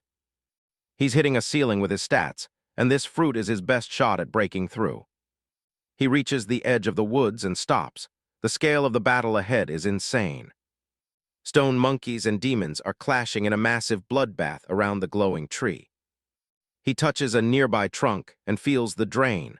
All the cosmic energy in the valley is being siphoned toward the center. A monkey's massive fist crunches into a demon soldier, ending that fight instantly. Another soldier grunts, trying to hold his ground against the feral horde. His eyes go wide as he realizes he's completely outmatched. Zack drops in from behind and ends the struggle with a single heavy chop. He looks out at the open field, hesitant to leave the cover of the trees and be exposed. But with the fruit ripening soon, he doesn't have the luxury of playing it safe anymore. He moves out, keeping low as he positions himself for the final rush. The fighting is thickest to the east, so he banks west, hopping to slip through the chaos undetected. 10 minutes left on the clock, it's time to move. He sprints across the battlefield, a lone figure weaving through the rain and carnage. He ducks under a massive swing, barely breaking his stride as he pushes toward his goal. He finally gets close enough to see the real problem. A massive fractal force field is shimmering around the tree, the system's way of keeping the prize locked away. 6 minutes left. He'll bet anything that shield drops the second the fruit is ready. He spots two figures at the base of the shield, the silver-haired general and a massive stone monkey warrior. Rydell stands there with a cold, arrogant smile, his sword at the ready. Vull roars, his purple skin crackling with raw, feral power. They clash with a deafening boom that shakes the ground beneath them. Rydell grins. He's clearly enjoying the challenge of a worthy opponent. It's a blur of steel and fur as the two of them trade blows at high speed. Vull roars in frustration, his massive strikes being deflected by the general's superior skill. Finally, Rydell dodges a heavy punch and slides behind the beast with terrifying speed, unleashing a devastating slash. Vull drops to one knee, huffing as the general's precision strikes start to take their toll. Rydell moves with a predatory grin, his blade leaving trails of light in the rainy air. Zack watches from the sidelines, nodding that while his own attacks barely dented the herald's skin, the general is systematically dismantling him. He realizes that if Rydell wins here, there's no way he's getting that fruit. He has to step in and turn the tide himself. The timer ticks down, 1 minute and 45 seconds until ripening. The pressure is mounting. Both Rydell and Vull are caught off guard, as a third party suddenly crashes into their duel. Zack descends like a meteor, his axe wreathed in lightning and golden energy, forcing both combatants to leap back. Zack's eyes burn with determination as he commits to the fight, his face illuminated by the purple glow of the surrounding magic. He puts everything into a massive horizontal swing, a heavy chop that tears through the air with explosive force. Boom, the impact creates a massive burst of light and energy that shatters the surrounding ground. A low rumble echoes through the valley as the smoke begins to clear, revealing the aftermath of the strike. Zack stands in the crater, huffing for breath, searching for any sign of the general through the haze. Suddenly, he senses a blur of motion and looks up just in time to see a silver flash descending on him. Clang, their weapons meet with a bone-jarring impact, as Zack barely manages to block Rydell's lightning-fast counterattack. Rydell holds the blade against Zack's axe, his eyes narrowed as he recognizes the ornate armor beneath the red dress. "I know that armor, so you're the one that killed Kevorin." The general spins his blade with a whirl, forcing Zack to exert every ounce of strength just to stay on his feet. Rydell's movements are a blur. Zack realizes the demon general is far faster than any opponent he's faced yet. With a slice and a shine, Rydell unleashes a focused wave of purple energy that shears through Zack's guard. Boom, Zack is sent flying backward, his body wreathed in flickering blue and white energy from the magical feedback. He skids across the rocky ground, gasping for air. "Damn it! The hell was I thinking, running in here like this?" Rydell stands tall, his sword glowing with malevolent power. "There, now that enchantment is used up, we can fight fair." The three of them form a tense triangle on the battlefield, the general, the herald, and the human intruder. A strip of close-ups captures the intensity. Zack's grim determination, Vol's primal rage, and Rydell's chilling confidence. Rydell turns his attention back to Zack, a mockingly polite smile on his face. I presume you're the leader of the natives that have been causing us so much trouble. Nice of you to finally step out of the shadows. 1 minute remains. The fruit of ascension is glowing brighter than ever, its power pulsing through the valley. Rydell beckons Zack forward with his blade. Now come, show me if you're worthy of joining the fight. Zack grits his teeth, feeling the weight of the gap between them. This man is on an entirely different level of power. He calculates his odds. He knows he's physically stronger, but Rydell's skill and speed make him almost impossible to land a clean hit on. System screen confirms his fears. Rydell Azrazak is level 55, a daunting obstacle standing between Zack and his goal. Zack looks over at the wounded but still furious stone monkey. All right, monkey, I know we've had our differences, but let's put them aside and focus on the bigger threat here, okay? Vol isn't interested in alliances. He answers with a deafening, primal roar that shakes the very trees. The monkey slams his fists into the earth, creating a tremor that nearly knocks both humans off their feet. Or not, Zack mutters. The temporary distraction is all Rydell needs to lunge forward, while Zack swings his axe in a desperate arc. Boom, the force of their clash sends pillars of energy shooting into the sky, lighting up the rainy valley. Vol takes advantage of the chaos, leaping onto a massive shard of rock to gain the high ground. Rydell is already in the air, a boom trailing behind him as he pursues the monkey toward the tree. Rydell grips the hilt of his sword tight, his hands sparking with the residual energy of the clash. Above them, Rydell raises his sword high, purple lightning dancing along the edge of the steel. Zack watches the exchange, realizing he's being outmaneuvered. Damn it, I'm outmatched here. I need to do something fast. 34 seconds until ripening. The end is in sight, and the barrier is beginning to flicker. Vol leaps from his rock, a rumble following his massive descent as he aims for the center. Zack realizes what they're doing. They aren't just fighting, they're jockeying for position to grab the fruit the second the shield drops. 23 seconds left. With a WOOSH, they all converge on the final battlefield at the base of the divine tree. Rydell and Vol are locked in combat, oblivious to the predator watching them. A colossal blast of contrasting energies erupts from their clash, a testament to the raw power of the two combatants. Zack watches the explosion from the edge of the crater, his resolution hardening. This is my chance, he thinks. The countdown hits 15 seconds as Zack prepares his next move, the air around his axe beginning to glow with latent power. There's no time to wait, he mutters, hurtling toward the center of the storm with a deafening whoosh. His eyes burn with an otherworldly golden light, his expression one of absolute lethal intent. I'm killing you both, right now. With a primal RAH, Zack unleashes a wide SWOOSH of his weapon as the clock strikes 10 seconds. He follows through with a sudden zoom, moving with such velocity that he appears as nothing more than a streak of light. The sudden intervention stuns his opponents.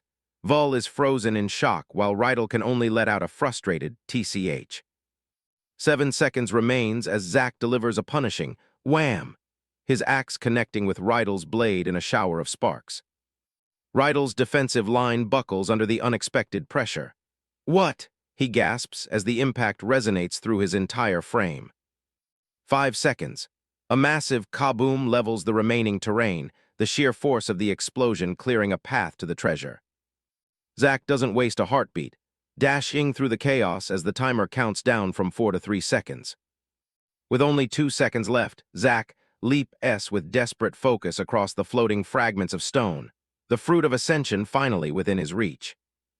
Zack puts everything into one final swing as the clock hits the last second.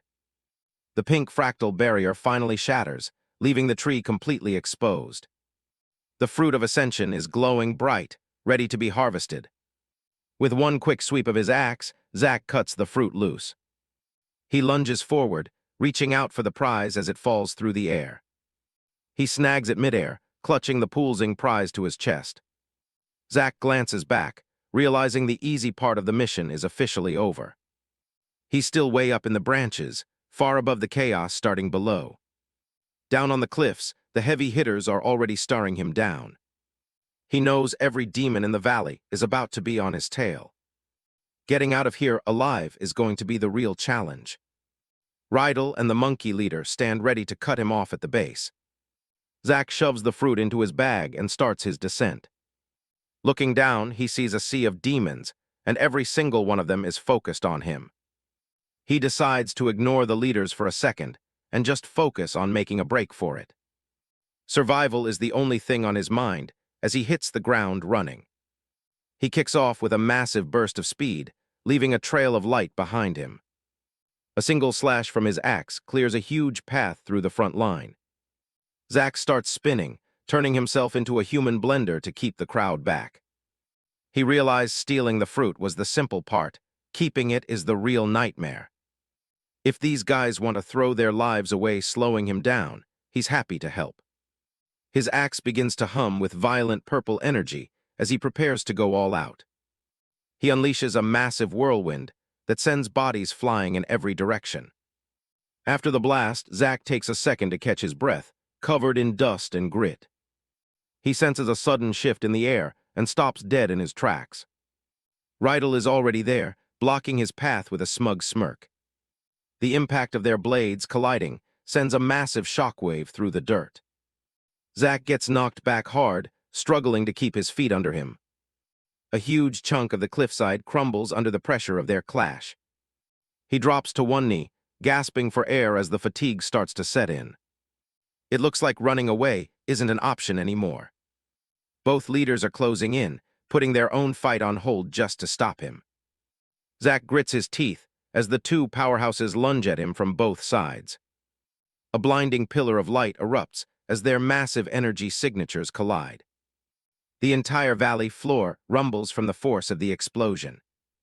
The shockwave is so strong it blows away the nearby demon soldiers like leaves. One of the demon soldiers tries to rush in and join the fray. Another soldier stops him, knowing they'd only be in Rydell's way. The fight is so intense that the regular troops can't even get close to the action. Every time Zack tries to find an opening to flee, the general is right there to cut him off. Sparks fly as their weapons meet over and over again in a blur of motion. It takes everything Zack has just to keep up with the general's lightning-fast strikes. Rydell's speed is on another level. Even when Zack manages to block, the lightning discharge still zaps him through his weapon. To make matters worse, this demon has a Dao seed, and his next thrust comes with a lethal intent. Every one of Rydell's strikes feels impossibly sharp, cutting through more than just physical armor. The bolts of lightning are making Zack's muscles spasm, leaving him completely wide open.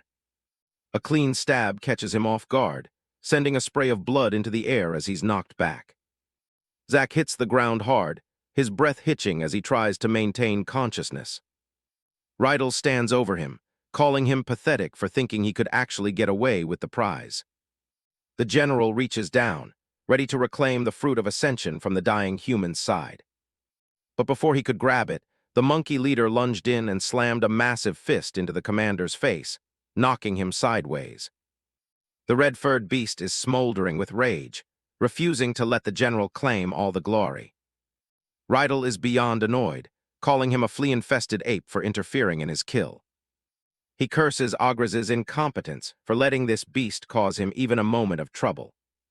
The monkey leader just snorts, completely unimpressed by the demon's status or threats.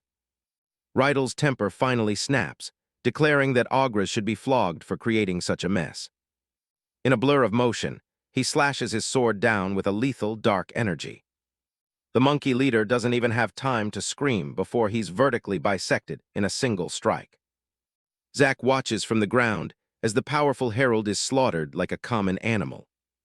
Suddenly, two golden system windows flash in front of his eyes. It's a double level up. That third-party kill just pushed his off with their heads, quest progress to 4 out of 5.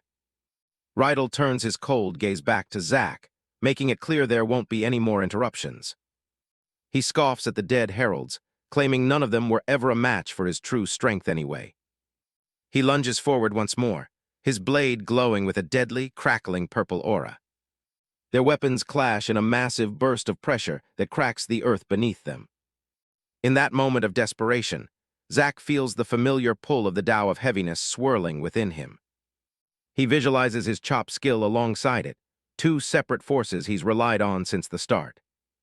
Like two rivers meeting, the powers suddenly merge into a single, overwhelming current of energy. He catches Rydell's blade, the ground shaking from the sheer weight of his new aura. Zack lets out a guttural roar as a massive pillar of purple and white energy erupts from his axe.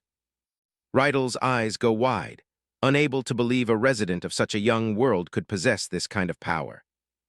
The explosion is colossal, engulfing the entire plateau in a blinding, destructive flash. As the smoke clears, a bloodied and battered Rydell is left gasping for air, his pride in tatters. He falls into a vengeful fury, summoning a storm of energy swords and calling Zack a worm. Hundreds of blades hover in the air, and Zack realizes he's in for a world of hurt. The sword rain descends like a falling curtain of absolute death. Zack is trapped in the center of the vortex as the blades tear into the earth around him. The impact creates a massive dome of purple destruction, shaking the entire valley. Dirt and energy spray everywhere as the barrage continues to hammer his position. When the dust finally settles, Zack is still standing, but he's covered in deep cuts and dripping blood. Rydell steps forward through the field of shattered blades, his own energy reserves almost spent. They lock eyes, both pushed to their absolute limits, as Zack desperately tries to force his legs to move. The general prepares one last finishing blow to end the human struggle once and for all. But suddenly, a blade pierces through Rydell's chest from behind, leaving both of them frozen in shock. Rydell gasps, blood pooling in his throat as the world around him begins to fade into a dark blur. A jagged, shadowy blade remains buried in his chest, and a mocking voice whispers from the dark, "Hello, cousin." With a final, agonizing turn of his head, Rydell snarls the name of the traitor who struck him, Ogras. Ogras steps into the light with a sadistic grin, relishing the look of shock on his cousin's dying face. Ogras stands over the fallen demon general, his spear slick with her blood. Zack is frozen in shock, unable to believe his greatest threat was just taken out by one of her own. The demon soldiers are just as stunned, staring at the carnage with wide eyes. Reality finally sets in, and a scream of horror rips through their ranks. Their shock quickly turns to fury as they brandish their weapons at the traitor. The entire army begins to surge forward, intent on tearing Ogras apart for his betrayal. Zack tries to make sense of the chaos, wondering if this was a rescue or just cold-blooded ambition. Ogras just lets out a dark grin, seemingly enjoying the mess he's caused. The soldiers charge with a roar, shouting for their fallen leader. Ogras doesn't run. Instead, he reaches for something at his side. He pops a small object into his mouth as the first wave of the mob closes in. Zack watches from a distance, wondering if he's even relevant to this fight anymore. He's still waiting for any word from the system about the kill. Ogras swallows hard, his gaze dropping to the ground. He takes one last look at his handiwork, while the army's shadow looms over him. Suddenly he keels over, coughing up a thick spray of black blood. The traitor hits the deck, collapsing right next to the general. That's when the system finally pings. The quest to take down the heralds and the general is at 5 out of 5. With the leader dead, the quest complete message finally flickers across Zack's vision. The sight of both leaders down leaves the remaining demons paralyzed in their tracks. Zack stares at the bodies, wondering if Ogras just committed suicide to finish the job. He considers the possibility that a rival faction sent an assassin to ruin the invasion. It seems crazy for them to sabotage their own conquest like this. But with all the heads collected, the incursion should be shutting down any moment. Zack quickly shakes it off. He can't afford to get lost in thought right now. He turns his attention back to the hundreds of demons still surrounding him. They look just as confused as he is, but he knows that won't last long. He has maybe a few seconds before they snap out of it and finish what they started. A sudden spasm from Ogras' body catches Zack's eye. He spins around, axe at the ready as the supposedly dead demon starts to jerk. Agres groans and pushes himself up, muttering about how unpleasant that was. Zack isn't taking any chances and starts closing the distance to finish him off. Agres holds up a shaky hand, telling Zack to hold on through a fit of coughing. He spits out a mouthful of blood and claims they're actually on the same side now. Zack isn't buying it, demanding a reason not to just chop his head off right here. Agres points at the army, nodding they don't have time for a chat if they want to live. He mentions the cauldron Zack stole and tells him it's their only ticket out. Zack glances back at the horde, asking why he should trust the guy who just backstabbed his own commander. Agres snaps that none of that matters if they're both about to be shredded. Looking at the closing circle, Zack realizes the bastard is right. There's no way he can fight his way out of this in his current state. He hauls out the cauldron, ready to gamble everything on a Hail Mary. Zack hurls the heavy cauldron into the air with all his strength. It smashes against the ground, shattering into pieces. A massive explosion of luminous green gas erupts from the container. The cloud expands instantly, swallowing the surrounding valley in a toxic mist. The demon soldiers panic as the poison hits them, screaming about Agres's madness. Zack stands in the middle of the smog, asking what the next move is. Agres pops a blue pill into his mouth and gives him a mocking farewell. Before Zack can react, the demon vanishes in a flash of light, teleporting away. Zack is left alone in the deadly fog, cursing the bastard for abandoning him. He realizes the mountain winds will spread this cloud across the entire valley in no time. The terrain becomes a blur of chaos as Zack starts sprinting through the poison. He holds his breath, knowing every second he stays here is a second closer to death.